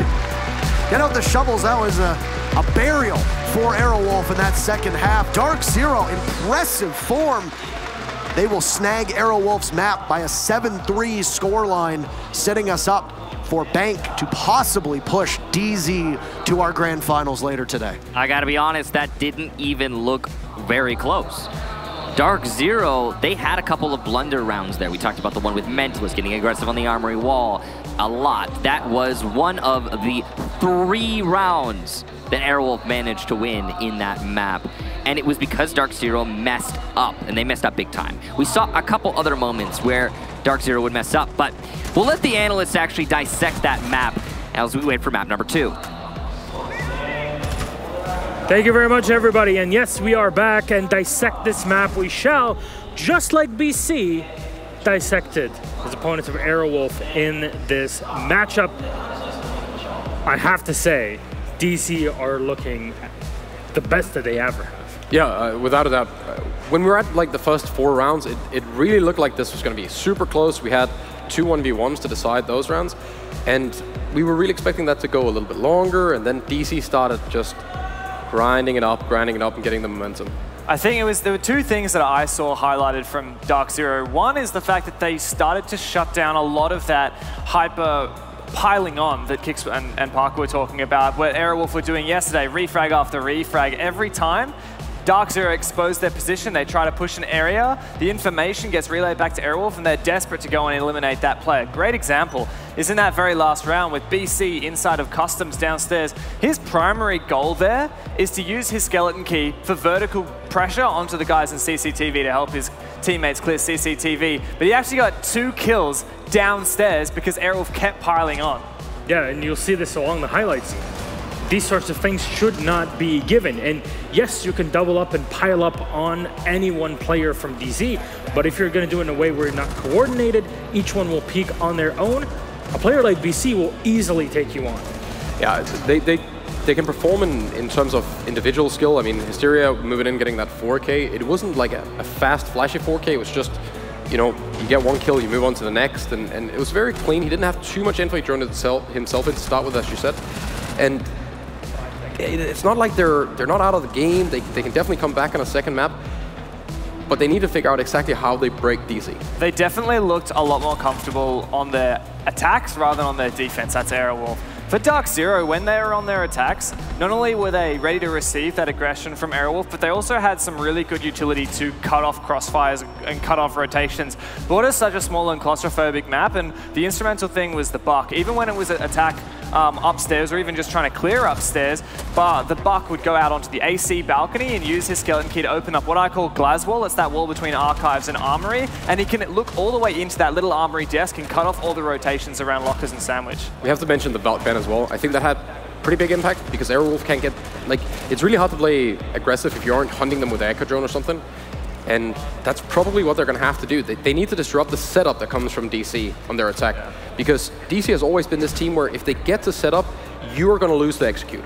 There is no way out of that. Yeah, Aerowolf were trying to substitute that information with the Pulse, but it just quite wasn't enough. There was one round in particular where attacking the ventilation bomb site, DarkZero managed to get into the bomb site, but it was still an even man count. They had one player trying to plant on the servers, one player above watching for a push from the workshop side, so trying to deny plant, and one player all the way outside the front door. All of those players covering the planter got a kill to deny Aerowolf. And the fact that Aerowolf didn't have the information to know those players were covering from those positions and try and take those fights before going for their flank, that was a real problem for Aerowolf. But is the problem not expecting DarkZero to play this way, or just not having any information to prepare your defense off of it? There's no way they didn't expect this fully going into it, but it's just, it's hard when you start getting into this idea of bunkering down, and like there isn't a lot you can do once you're in that situation. And next round you go in, you're like, okay, we're going to play a bit more aggressive, you lose one guy quickly, and then back to the site you go. So either they got to stick on a bit more aggressive defense, take some more chances, and then just realize that on defense, it's not going to be the easiest. Yeah, I feel like there were not as many chances taken by Aerowolf to really get their advantage early. It's something you and I were talking about while we were watching the match backstage.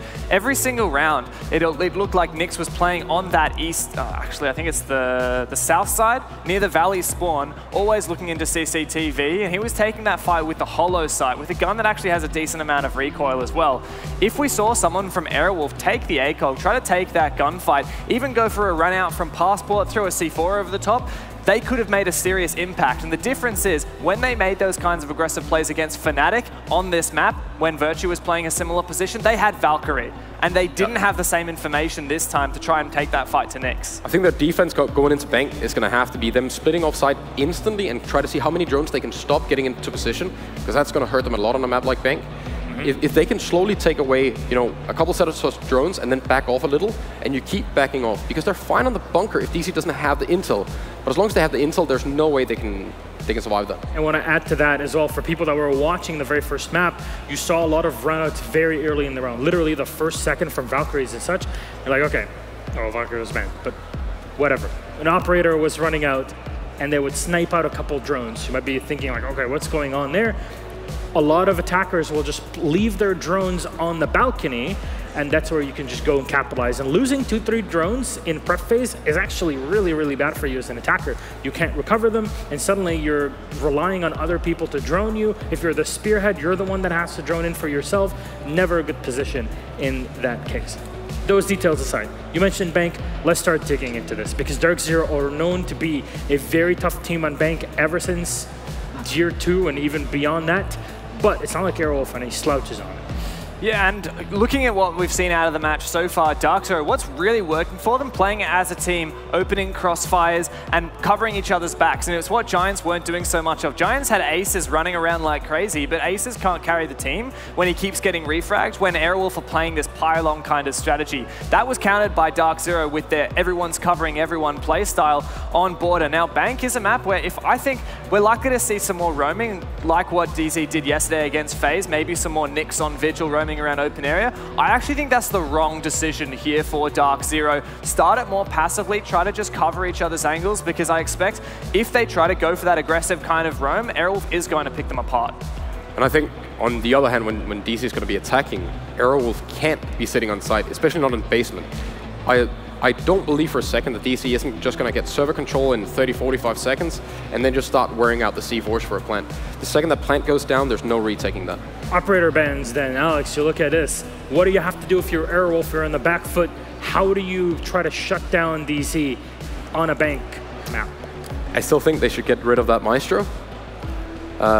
Especially if DC is going to run open area or even just a Maestro in garage, it really throws off your ability to get some control. I think Maestro and Thatcher ban pairs well together as well, because we already know that Aerowolf really like that Thatcher ban. It enables a lot of different things on Bank. The two main things I'd highlight would be the Cade. It really makes Cade a lot more powerful on those hatches. If you can't use the Thatcher to get rid of it, you have to end up taking a Maverick or something else to open those hatches. And the other thing that people don't really realize a lot is the classic way to get information on that Locker's bomb site is with a pulse inside of the gold vault. And Thatcher is the best counter to that. If they ban out that Thatcher, it leaves that pulse with absolutely no counter. The only way to prevent that pulse from getting information is to make him get off that pulse scanner. Yeah, and there's so many times where it happens. The Thatcher, you'll see him throw his last EMP before you go for the plant. You already faked it twice. You pushed out the smokes.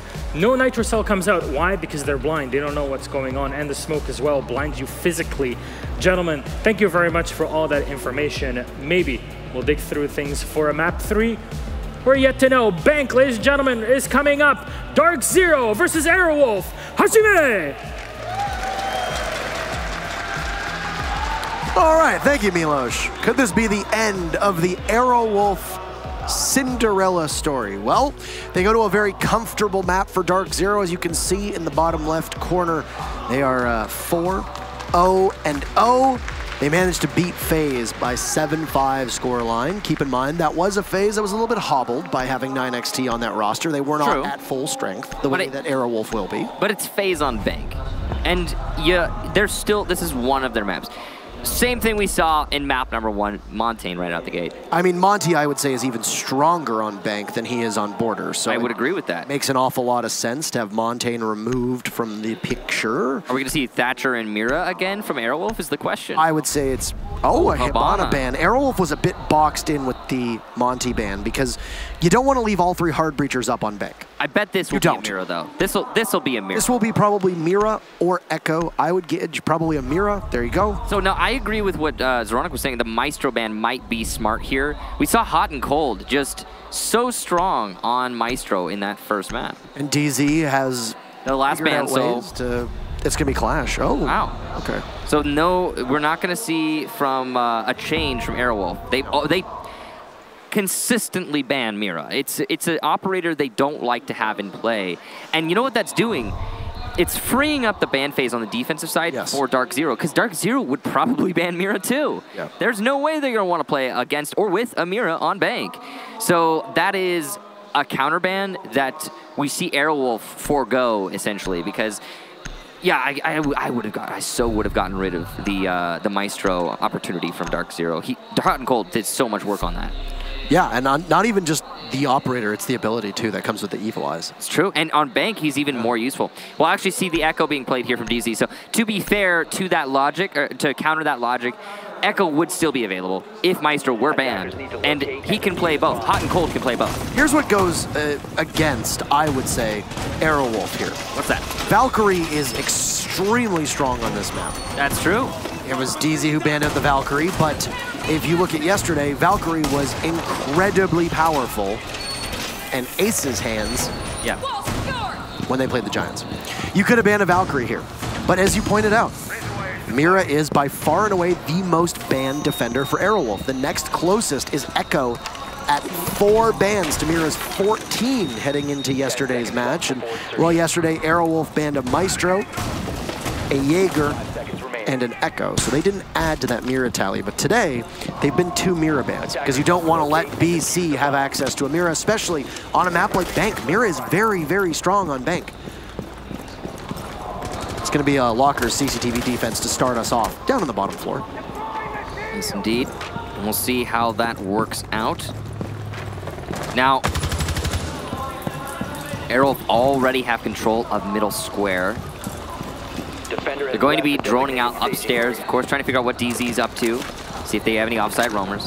The answer is no, they do not. They are holding on to server. DarkZero are holding that server firm, but it's not going to be actually in-sight control. You just saw an Echo drone, a Yokai, get picked off there by Hysterics. Position mid-square.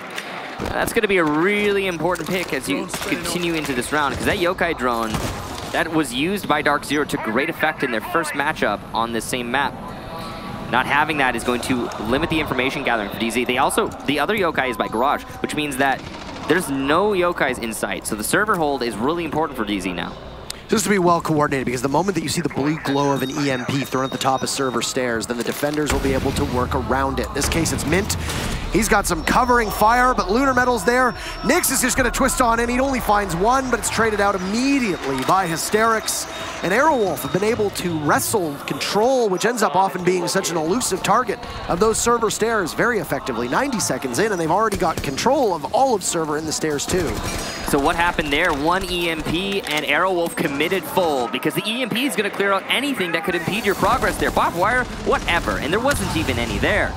After that, they got 2 kills off of it. Sure, it cost them Lunar Metal, but who cares in that situation? You've got the control of server, you've got plenty of time, and you're going to be able to open up those plant spots. Even Speakeasy is above here, thanks to the Maverick hole that opened up the drop down, and he'll be able to control the site from the top. DarkZero in a tricky spot now. An EMP over towards Vault will shut down BC's pulse, so he'll then likely swap spots with the Valkyrie so that they can send out their C4s. But the EMP has not gone off just yet. Hysterics finds Hyper, so the Valkyrie peeks out. C4 will do nothing. And here comes the juggle. Ysera going for the plant. Nitro Cell gets tossed out. Does it connect? Oh, it sounds like it might have been shot, so the Echo has to come to the rescue. And that'll bring BC back into play. But from above, it's Speakeasy gunned down as BC gets a couple shots into the Jackal, but Speakeasy flicks. And round number 1's gonna go to Aerowolf as they try to pump up the crowd. An attack on Bank, all right, well that's pretty good. Great job there to Aerowolf. A very simple strategy executed with great confidence. And that's the one thing we can say Aerowolf have in abundance, confidence. When they decide they want to make a play, they really truly do commit to that play. Here it is, EMP detonates, and we're in. Just like that, Lunar Metal is in. He gets flashed by his teammate, but he manages to get a kill before being traded back, and Hysterics is right there to get that trade. There it is. Now, that turned Aerowolf's chances in winning this round to being really, really high. They got the server control, they open up default plant from there, and pretty much it's simple going. Now, another really big flaw in the defense of DarkZero is that they overextended their Yokai drones. You saw it at the end. The Echo was trying to move his Yokai drone out of the garage back into the site to deny the plant because the C4 got shot midair, and that's the consistent way to deny a C4 denying the plant is to shoot it midair, just destroy it. And the other Yokai drone was known by Aerowolf because it was used by DZ, and we all saw it in their first match at this tournament. So Aerowolf doing their research there, that's nice, I love that. Now this time we're seeing a Maestro rotated in for the Echo, and I think that's the right call. If you're DarkZero, the Yokais really were a problem for you in the last round. Don't let that problem persist. Fix it, move on, try and stop what just happened. See attempt number 2 here on the same site for DZ now. Both of the Evil Eyes that are being set up are going to be looking towards the default plant spot into the CCTV doorway. One was being put on the prison doors, like you can call them, at the jail doors, the bars, with the wall shot out, and then the other was on the desk inside of CCTV, just behind the bomb. So you're really committing to that anti-plant. And I mean, it was very effective for Aerowolf. DarkZero stacked up 2 members on stairs. They got flushed out. And well, as you said yourself, retaking can be quite a challenge on this map. And you want to prevent Ysera from being able to get that plant down. He is going to be the lone person for Aerowolf planting. That's it. You look at their lifetime stats. The man is, well, he plants like a damn tree, Michael. So. Yeah, he's got a lot of plants under his belt. Almost like Goga, who's not here. Now, Aerowolf have taken top 4 control. They've gotten middle 4 control. DarkZero not roaming yet again. They might still be trying to hold on to server. I'm not sure. But yes, they are. They're holding on to server. You can see it's Mint at the top of those server stairs playing the dangerous game once again. As soon as that EMP comes in, he's going to have to get a fight. But what? Hysterics peeks wide into Mint without even using an EMP to destroy the ADS, which means Mint can still play here. Flash comes in. That's going to blind Mint. No double ADS stacked up because they expected to get EMP'd. But the Thatcher's dead now, and Mint will just keep persistent in his position and get 3 big kills from Mint. The play from Hysterics costing his team not only his life, not only the Thatcher, but 3 players in total, and server control not gained for Aerowolf. That is surely the round right there. That has to be. How do you play that poorly, Aerowolf? What a blunder it was. You've lost everything that you need. Really all you have is a set of smokes in Speakeasy's hands and a Maverick. I am hard-pressed to see how you're going to be able to do this. Mint is still on the server stairs, but there's Maverick. Goodbye, Nyx. Mint is going to push up. He knows that he's lost control of server, so he sees 1. He pulls out the shotgun. Oh, that's a 4th for Mint. There's 5. Is he going to grab them all? He's got shotgun in hand, but he's going to have to pull out the SMG if he wants to get a tad bit closer. Flirting with the Skylight stairwell doorway. SMG out. Watched very intently by Speakeasy. The Jackal is low enough, but BC's giving the calls. Speakeasy finds Hyper, but Mint will get the ace. Why not? An answer back from DarkZero. Excellent play, and those server stairs are the tomb of Aerowolf on round number 2. You can see the man center stage there in DarkZero with an ace in the round. Mint, what a spectacular performance. Just holding onto the server stairs, and he turns that into everything for his team. That's going to bring DarkZero in lockstep, I'd like to say. 1-1 here as DarkZero get the bottom floor defense. They're going to be going to CEO for the next hold. And there's the moment. It all started with Hysterics. He didn't clear the ADS, which means the flashes don't all work, which means there's hesitation on the Aerowolf push, and then they file into him one-on-one. There's not much else to say about that round. That was, well, the round was won and lost by Aerowolf's own poor plays. Yes. Mint did not play that any better than you expect somebody on server stairs to play. You situate yourself at the top. He didn't make any mistakes. He had 1 barbed wire and 1 ADS. That was it. That is not enough usually for a proper server stairs play. You maybe will trade yourself out, and that's about it. And you're hoping that when you trade yourself out, it's going to be on a high priority target, like a Thatcher, for example, or possibly a Thermite. But most teams won't play it that way. It's pretty incredible the way that Aerowolf misjudged that entire play. Not even an EMP, and it goes against, and is in stark contrast to round number 1, Michael, where Aerowolf were almost flawless, and the only reason why they lost somebody was because after Mint died, Nyx was there. That was it. The server stairs were taken so swiftly by Aerowolf, and then they fumbled it really hard the second attempt. You can see how crucial that one part of the map is. Bank is one of the biggest maps in terms of square footage, but you don't need much than just a couple steps in a doorway. Well, interesting decision bringing a knock here from Hysterics. Nook. Could be, I'm sure, a useful tool is trying to clear into the main lobby. Not going to be spotted by those cameras, but I can't be certain it'll actually pay off. Often just gets picked off by somebody watching the angle. Hysterics is in though, and he's going for it. He's going up the main stairs. He's going to hit the barbed wire, and he's going to keep it on. He will get 1 kill out of it. That's big. There goes Hyper. Now he's got site control. Inside of B, he can do a lot with this position. Doesn't seem like the enemy is really aware of where Hysterics is right now. So he's got options. Using his ability to get nice and snug by the couch, and he's just going to linger here. He's going to wait for his moment, which is probably the right call. Here it might come. Nyx coming around the corner, and he's gone. Hysterics with a second. Will it be a third? No. Barely dodging the shots there. Hot and Cold is going to call out the position of his opponent, and they're going to start to collapse on this Hysterics. But meanwhile, the rest of Aerowolf is actually coming in to assist Hysterics with this take. There goes the third, actually, for Hysterics. A beautiful push up the main staircase, and it's all that DZ can do to even keep 2 alive. Drone down, but gunned down by Hot and Cold as he will silence the reign of terror that Hysterics was having upstairs inside of CEO, but still a massive advantage for Aerowolf as they set themselves up in a 4v2 with plenty of time left on the clock to play out. So if you can translate the play that you have on the window, swing on in. Sight control was had, but then semi-relinquished by Aerowolf. Well, you're going to have to delodge Hot and Cold. Back on that Maestro, a little reliable as you want to call it, with the way that he's played. Ysera going for the plan. Is this information being communicated? Nick gets caught, so Hot and Cold is going to have to confront yet another barricade as the plant goes down successfully from Aerowolf. Hysterics really paving the way. Lighting up through the wall, but Hot and Cold cannot find any target. Oh, he takes down Ysera, looking for a second, but the falling body absorbs all the bullets. So what is he going to be able to do? Well, he pre-fires on in, but the Capitao is there. Creeping up is Hot and Cold. He doesn't look to the left. There's a player nearby outside on rappel. Hot and Cold on the diffuser. Will he try to bait somebody out? Yes, he will. Pros don't fake, but Mentalist rushes on in. There was just too many angles for Hot and Cold to try and watch, and Aerowolf will regain the lead. So a simple mistake there from DarkZero, and I think you all can identify it. They didn't hold the main lobby stairs. Not hard hold it. They didn't hear the barbed wire. They didn't check. They weren't aware when Hysterics came a walking and a knocking. He was able to get 3.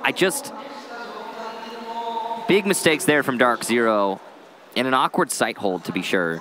You can bet they'll try CEO again sometime and probably not make that mistake once more. But for now, they're going to actually rotate to Teller's office archives, which is probably right now is probably the right call, considering what we just witnessed. All that information and all that intel, and if only there was an operator to take it all away, and that's Nook in this case, who just sneaks in under the radar. Keep in mind, Hysterics got caught with his pants down on Cafe yesterday against the Giants. He didn't activate the hell. He got right up to the delivery door. He knocked the door down. Then he used his hell ability, and well, they had him on camera the entire way, and Aces was sitting there waiting. DarkZero didn't have that same diligence. In fact, I don't think DarkZero had anybody on the actual site except for Hyper. That was it, if I remember correctly. It was either Hyper or Nyx that was just lying prone inside a banana just by the windows, the top of the stairs. He got gunned down. And then, as you said, the complete sight control went to the Nook. 5 seconds left. How will the bounce back happen? Well, it's Teller's archives, so you can bring similar things. A Valkyrie and a Maestro will be significant assets for watching that main lobby. There's no Nook on the board for Aerowolf, so you don't have to worry about somebody creeping up on you under the cover of all those cameras that you've set up. Mentalist is rushing in. He's at the top of server stairs. He's looking for an opportunity to actually pressure into the site. He's in sight right now. Mint's gonna find him, but lose it outright. Mentalist with sight control. This is the 2nd round in a row we've seen something like this happen, and Mentalist is making it happen big. Almost a 3rd, but Houghton shuts him down and gets 2 to answer back. Speakeasy gonna get BC elsewhere, but still DarkZero a man down from that engagement. This is what we saw against the Giants yesterday on Coastline, and when Aerowolf plays their game, it goes quite far. Aerowolf have seemingly woken up on attack on Bank, but they'll hit the brakes for the time being, at least the pause button for just a moment. Hyper will equalize, finding Lunar Metal, and it's now a 2v2. Hot and Cold finds Ysera, and the round that was in the hands of Aerowolf now rests on the shoulders of Hysterics. He was such a pivotal player on the previous round, as I alliterate all over the final 1 minute and 50 seconds. Hysterics as an Ash will be quite quiet. Creeps up, doesn't see the dog, sees him at the last minute. I'm amazed that DarkZero wins that. They will immediately call a timeout afterwards. Tied up 2-2, and take a bit of a breather here as Bacon wants to speak to the rest of his squad. It's the right moment, that's for sure. Okay, so that's 2 rounds in a row. Aerowolf have just been putting the pedal to the metal, as they say, and it's been working out decently. That round, though, in particular, what actually ended up happening is DarkZero took a note out of the Giants playbook, and instead of hesitating, instead of trying to control the situation, they just rushed into the fights. They took it to Aerowolf, and it worked out. It worked out really well. Hot and Cold again on the Maestro. So again, I really want to reiterate, Zyronic put this thought in my head, and I completely agree. That Maestro on Hot and Cold, oh my, it's so proficient. And the fact that it's being played right now is going to cost Aerowolf in the long run. We've got 2 more rounds on the defensive half here for DarkZero. And then we'll see a transition over to the second half where Aerowolf get to defend. But for now, Hotten's doing work there. And in that round in particular, he did so much. Hyper as well on the dock.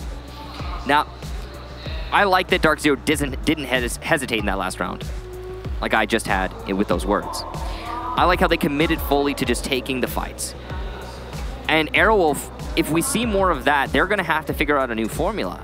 Aerowolf will have to rethink what they're doing with these rushes.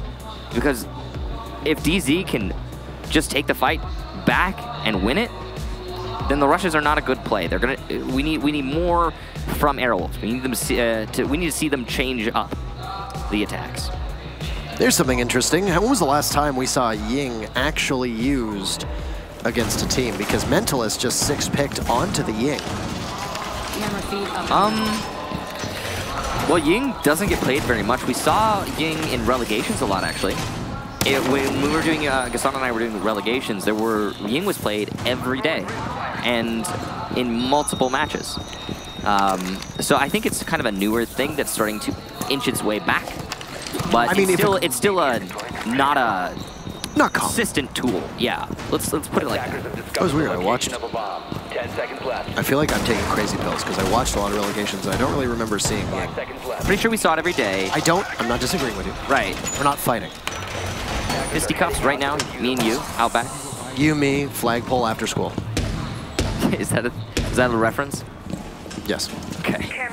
Because you would fight a kid at the flagpole after school and then a crowd would gather around and they'd cheer. My school's flagpole was on the roof.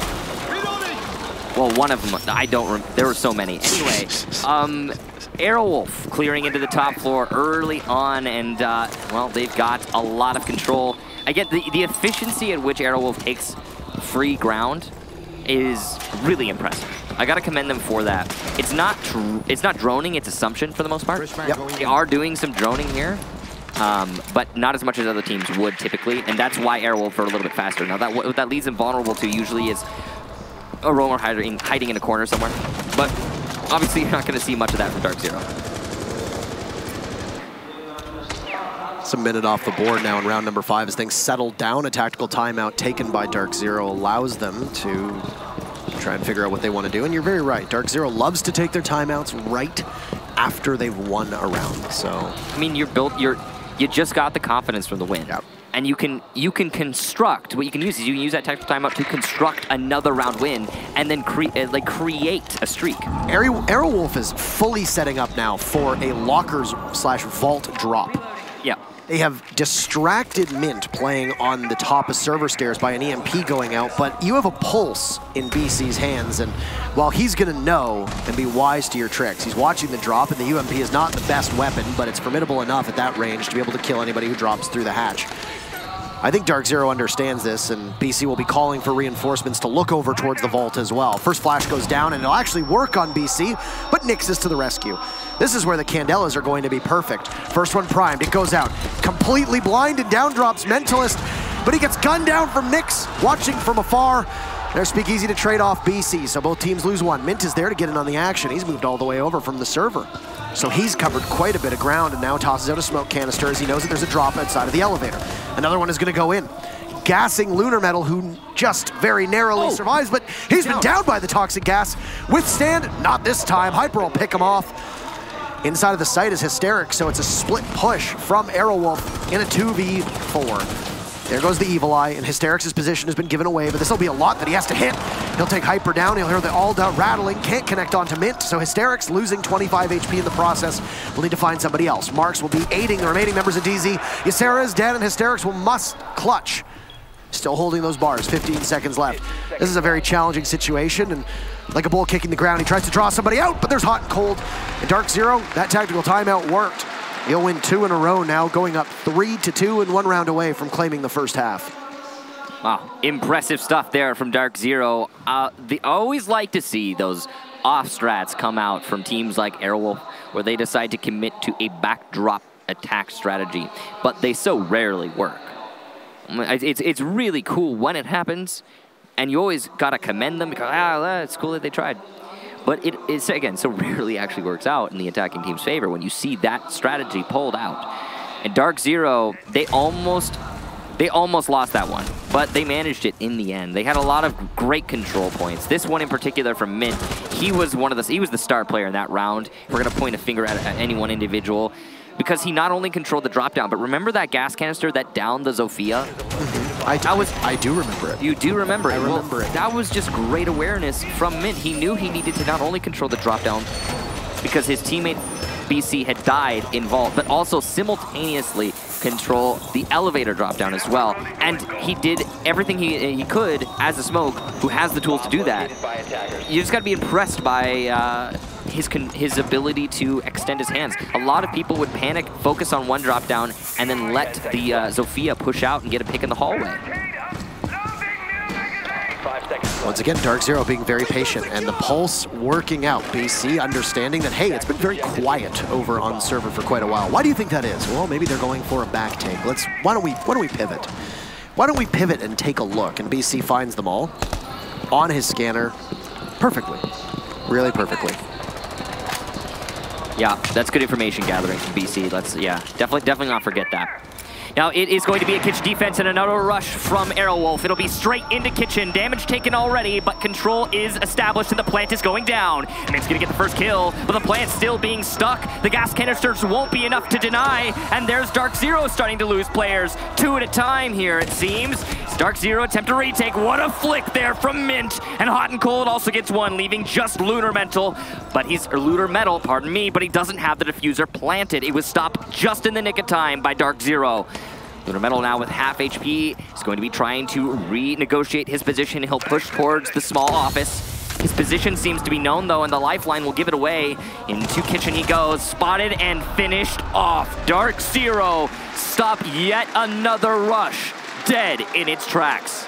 I would say at this point, Aerowolf is likely a team that has lost its confidence and its motivation is at probably an all-time low. You know, you're going to come into this match and you're going to expect to walk away going to the finals. Yeah. Aerowolf have played all right. They've been playing the game that they need to, and in a couple rounds they've had signs of brilliance, but this is a team that is still very limited on international exposure. This is still a team that has only had one other international LAN under their belt, which is the Allied Esports Minor, where they literally flew in and had to play the next day or the day after in Vegas. They went out 0-3. And it was on bank against DarkZero where they lost 8-6. It was an 8-6 scoreline in favor of DarkZero. Well, it's not looking quite as close.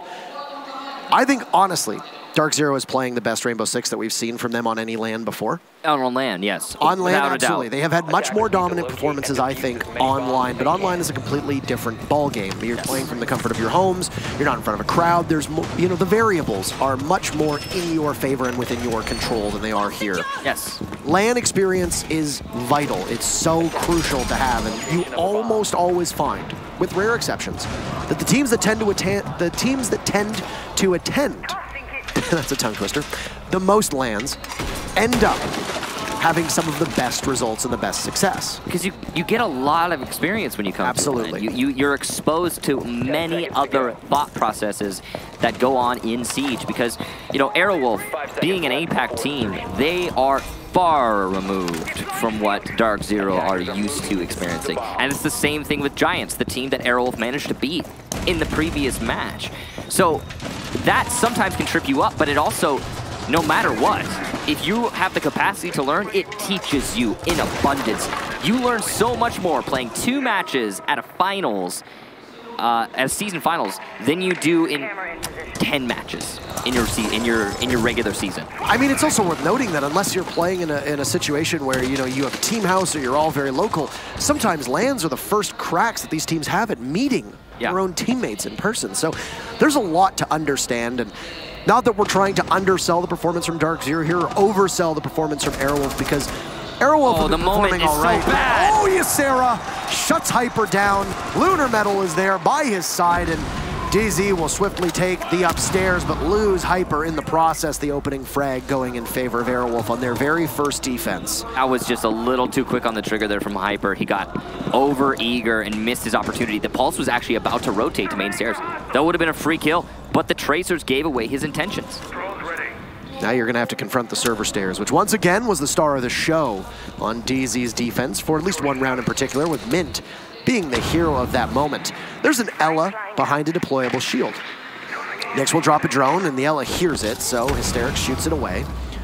Deployable shield is still intact, and, well, if you're the Ella, you got to run for cover at this point, or you're just going to fight. This is a sarcophagus at the moment for the Ella.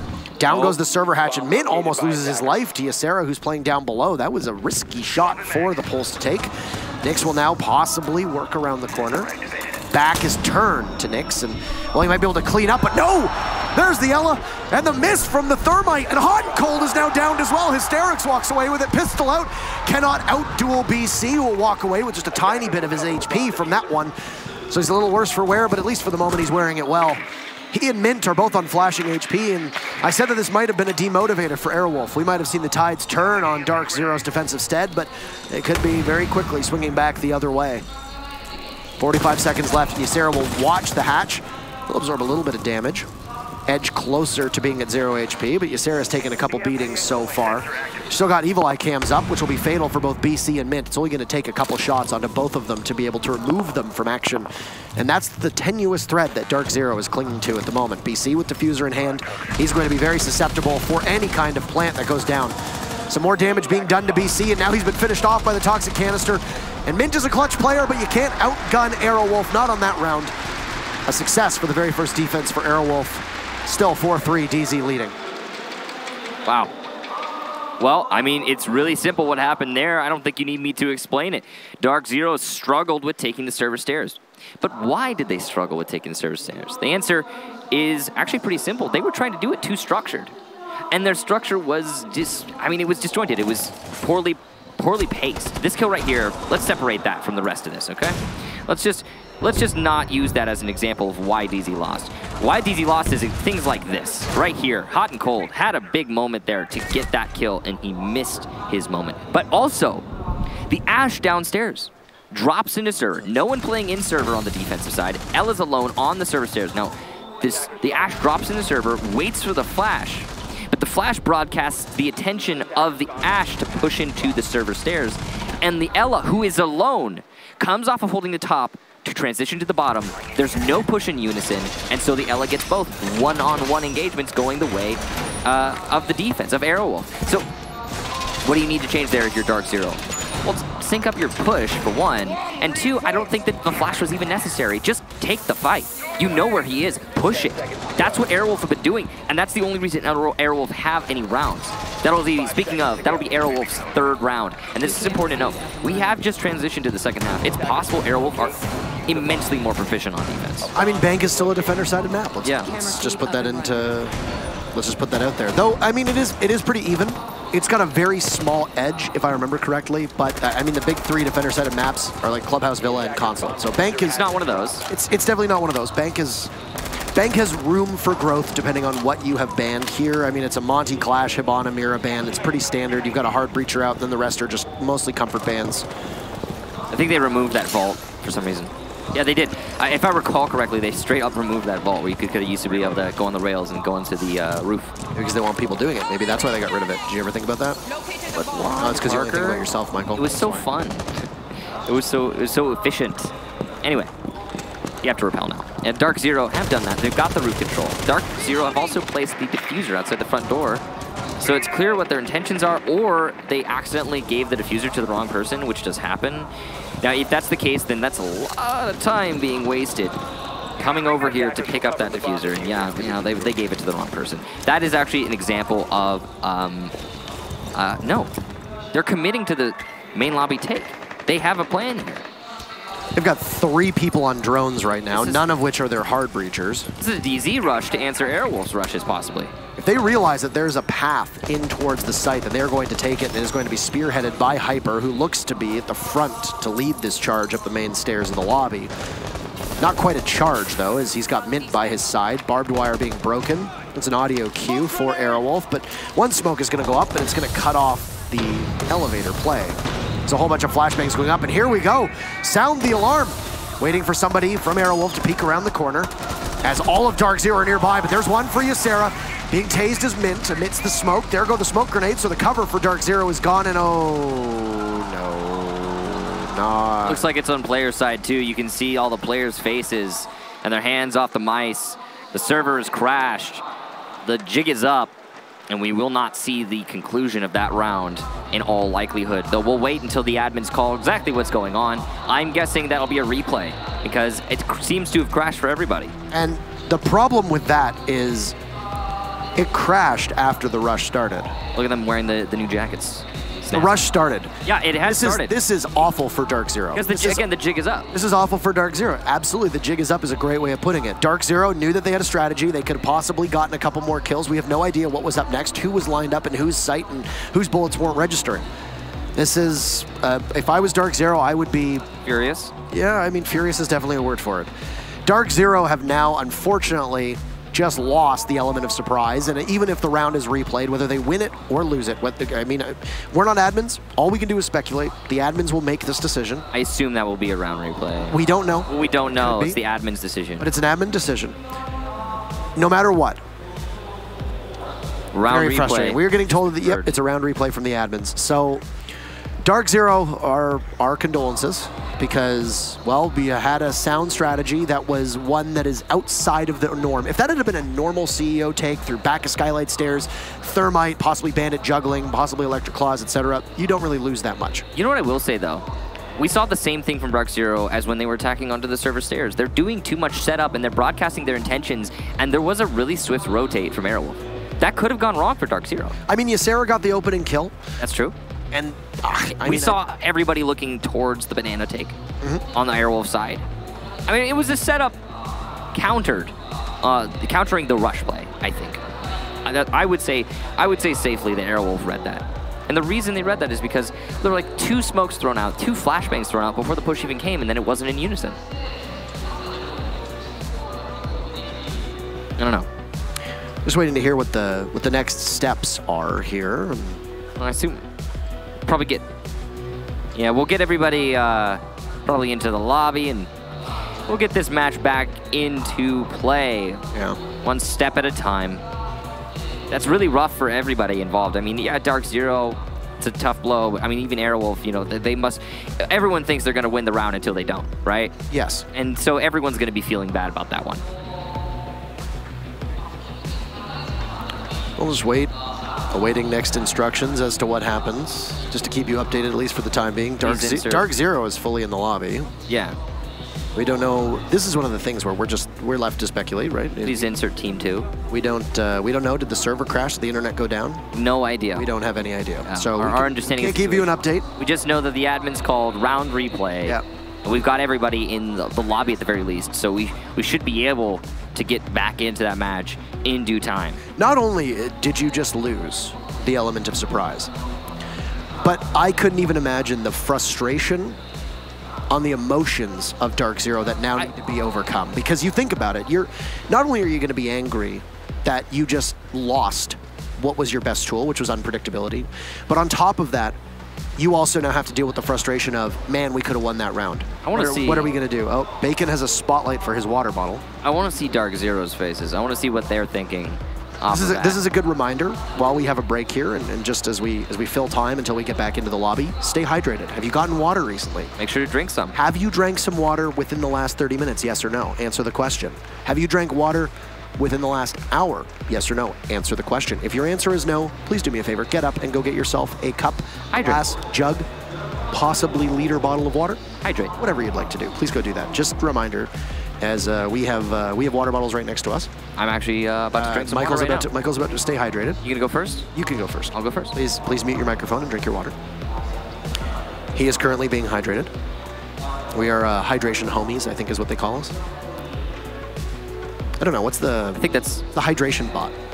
I don't think they have a thing. Does he have a thing? I'm a boomer. I don't know folksy hip lingo.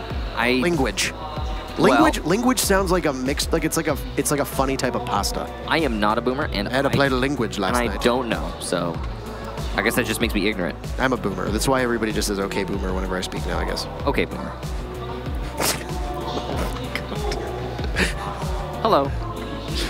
So yeah, we're Still no update for you. We're just waiting to get on in. This map can be kind of looked at with suspicion as to how these teams have played. Border was map number 1 for those of you that are just tuning in.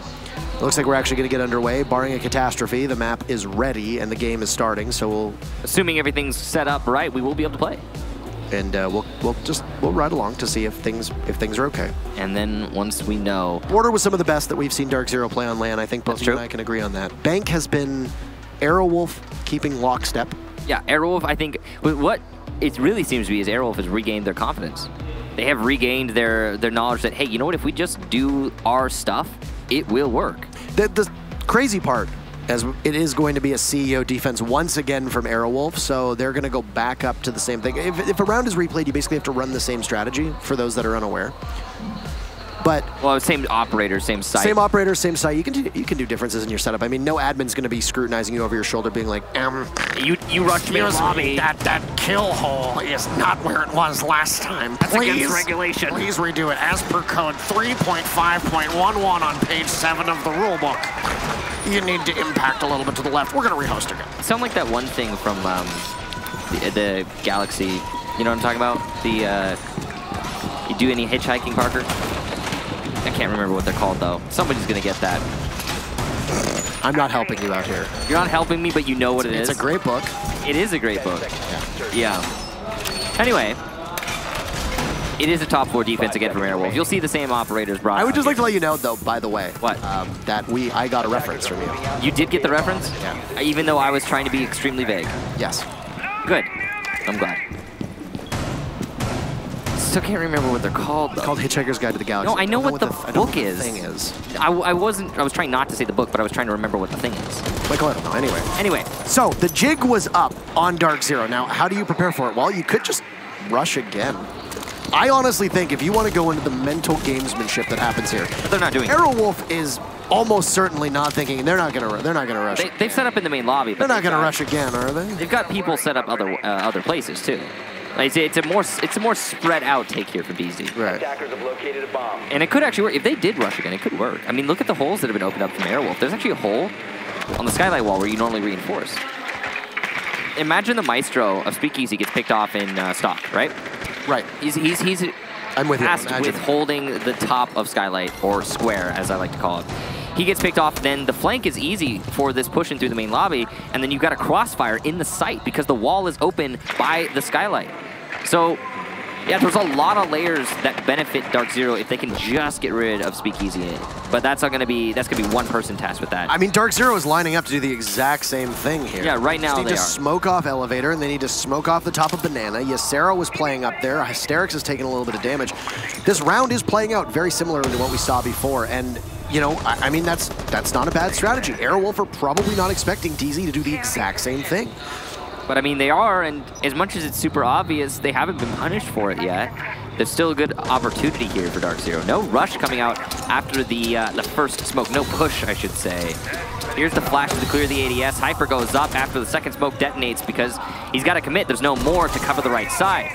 Evil Eye zapping away at these attackers. It'll be Ash charged, and Hyper wins the fight this time. Ysera goes down. He's not going to get anything. Castle Barricade eliminated, as will be Hyper. And there's another one for Aerowolf as they keep on tallying these players of DarkZero. What a shot for Mint through the wall.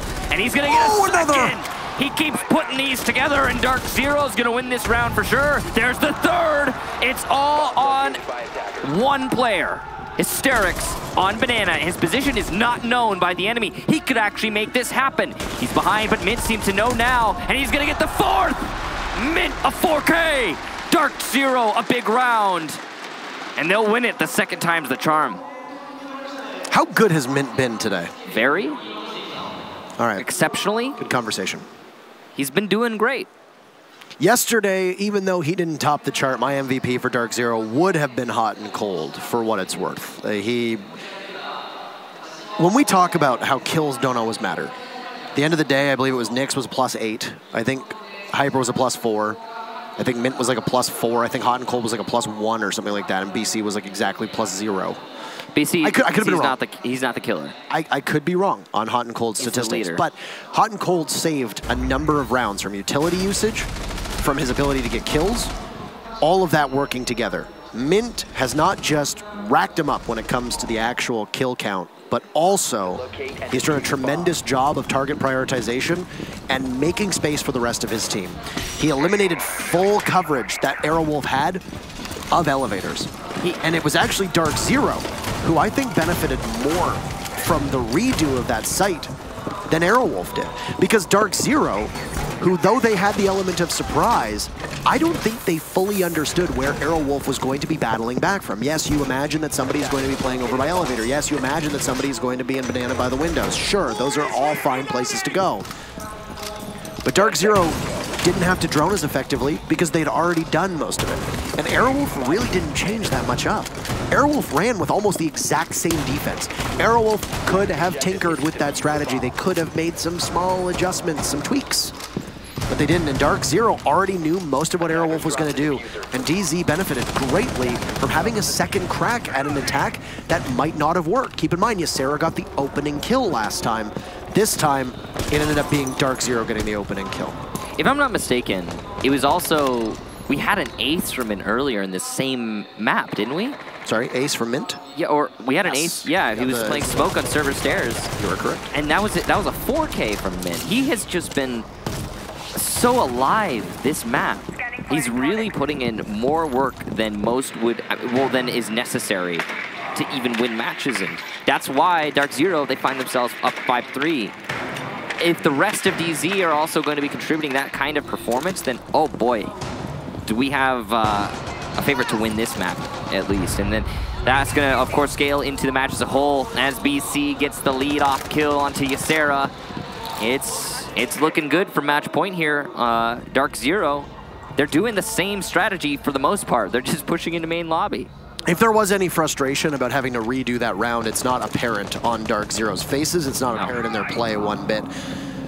They have seemingly tied up the previous round and some of this round with a really nice bow. Not that Ysera is the linchpin of the defense for Aerowolf, but you know the statistic behind getting the opening pick here. It's usually about 80% victory, and DarkZero has not squandered the benefit that comes, and the advantage that comes, rather. Castle Barricade blows up on one of the banana windows, and it was Mentalist that was spotted in play. An asphyxiating bolt or a fire bolt from Capitao could be his doom, as down goes another piece of that fortress that has been created for Mentalist. Hyper will send it out, but you see no ticks of damage. Now Mentalist is finally taking damage as the fire spreads.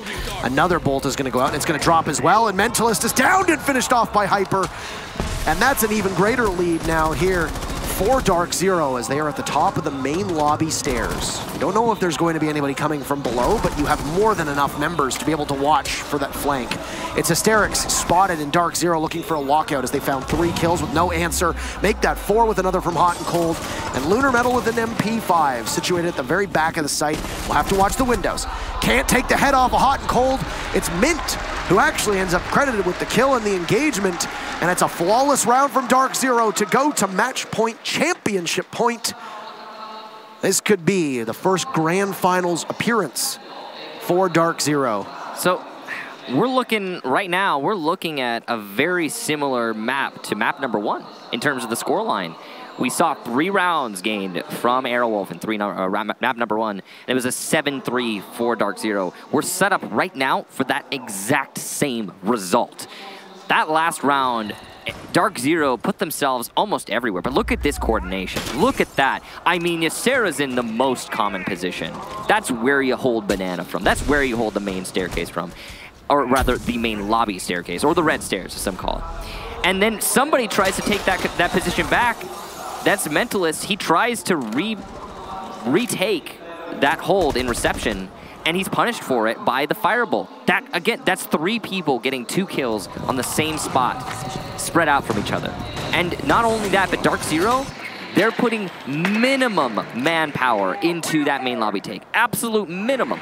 They've got players coming from elsewhere, and you saw that drop from the Thermite. Houghton comes from behind in stock, and he manages to get the player I talked about, the Maestro, in stock. Once you get that, you open up the entire flank, and at that point, the round was over. I thought Bank was certainly going to be a much closer affair after those sides swapped, but DarkZero persisted. They are unwavering so far, and they have looked mighty damn good. They have. I would just like to note before we get into this matchup, just with a little bit of comedy for you, I screwed up my neckline shaving this morning, and if you were to look at me from below my chin, okay, well, they're rushing in. Never mind. I'll save my story for another day. Mint goes down to Mentalist, but Hyper and Nyx are there, and they're going to try to make this one quick because Hyper's almost dead as well. Man, I really wanted to tell that story. We'll tell it later, Parker. It's okay. We've got the finals. I think I can actually tell it right now. So I said I was going to, if you looked under, if you look under my chin, my neckline is hideous right now on my beard. Okay. But Bacon is wearing Crocs with white socks. Is he? So my neckline isn't the worst thing that I've seen today. Well, none of you guys at home are going to be seeing that in all likelihood because, you know, we're not going to be putting the camera at his feet. But here and now, DarkZero, 1 man up. Now, Hyper is low on HP, but there's 2 minutes for DarkZero to make this attack happen into the site. They're so close to finishing their run to the finals. They've also spotted one of the roamers upstairs. That's going to be a really big call to hunt him down. There's a vault from Ysera, but he had so little HP, the Pulse needed to get back to safety. Speakeasy now, watching through the metal. He'll creep on up, but I don't know if he's aware that there's 2 inside a server on his right. Lunar Metal's there as well. Speakeasy finds one, can't get the second. Hot and Cold is there! Lunar Metal is gone. Aerowolf goes dark. And DZ and North America represented in the grand finals later today. What a story and a 2-0 victory for the best team in North America. I think at this point, it's hard to dispute considering that kind of a performance. DarkZero have looked unwavering at this finals, and when you compare that to past experience at finals, I mean, it's just, you know, I think there's a lot of people that are happy to see this coming out from DZ finally after so long waiting. A well-earned and well-deserved victory from a team that has been known to drop the ball in the past, but they did not flinch once. And now they'll wait. Will they meet their fellow countrymen in Team Reciprocity, or will it be the upstart squad from the UK and neighboring countries in Na'Vi, who struggled yesterday against Wildcard, giving everybody a shot, coming 1 round away from Australia, representing its own region inside of the semifinals. Na'Vi versus Team Reciprocity will be up in just a couple minutes once we get through our conversation and then the analyst desk as well. That is going to be an exciting match, and I am very much looking forward to watching that. But we were treated to a very special 3 rounds or 3 maps yesterday in Giants and Aerowolf, and I just wanted to say that I am very impressed with Aerowolf's performance and run through this event.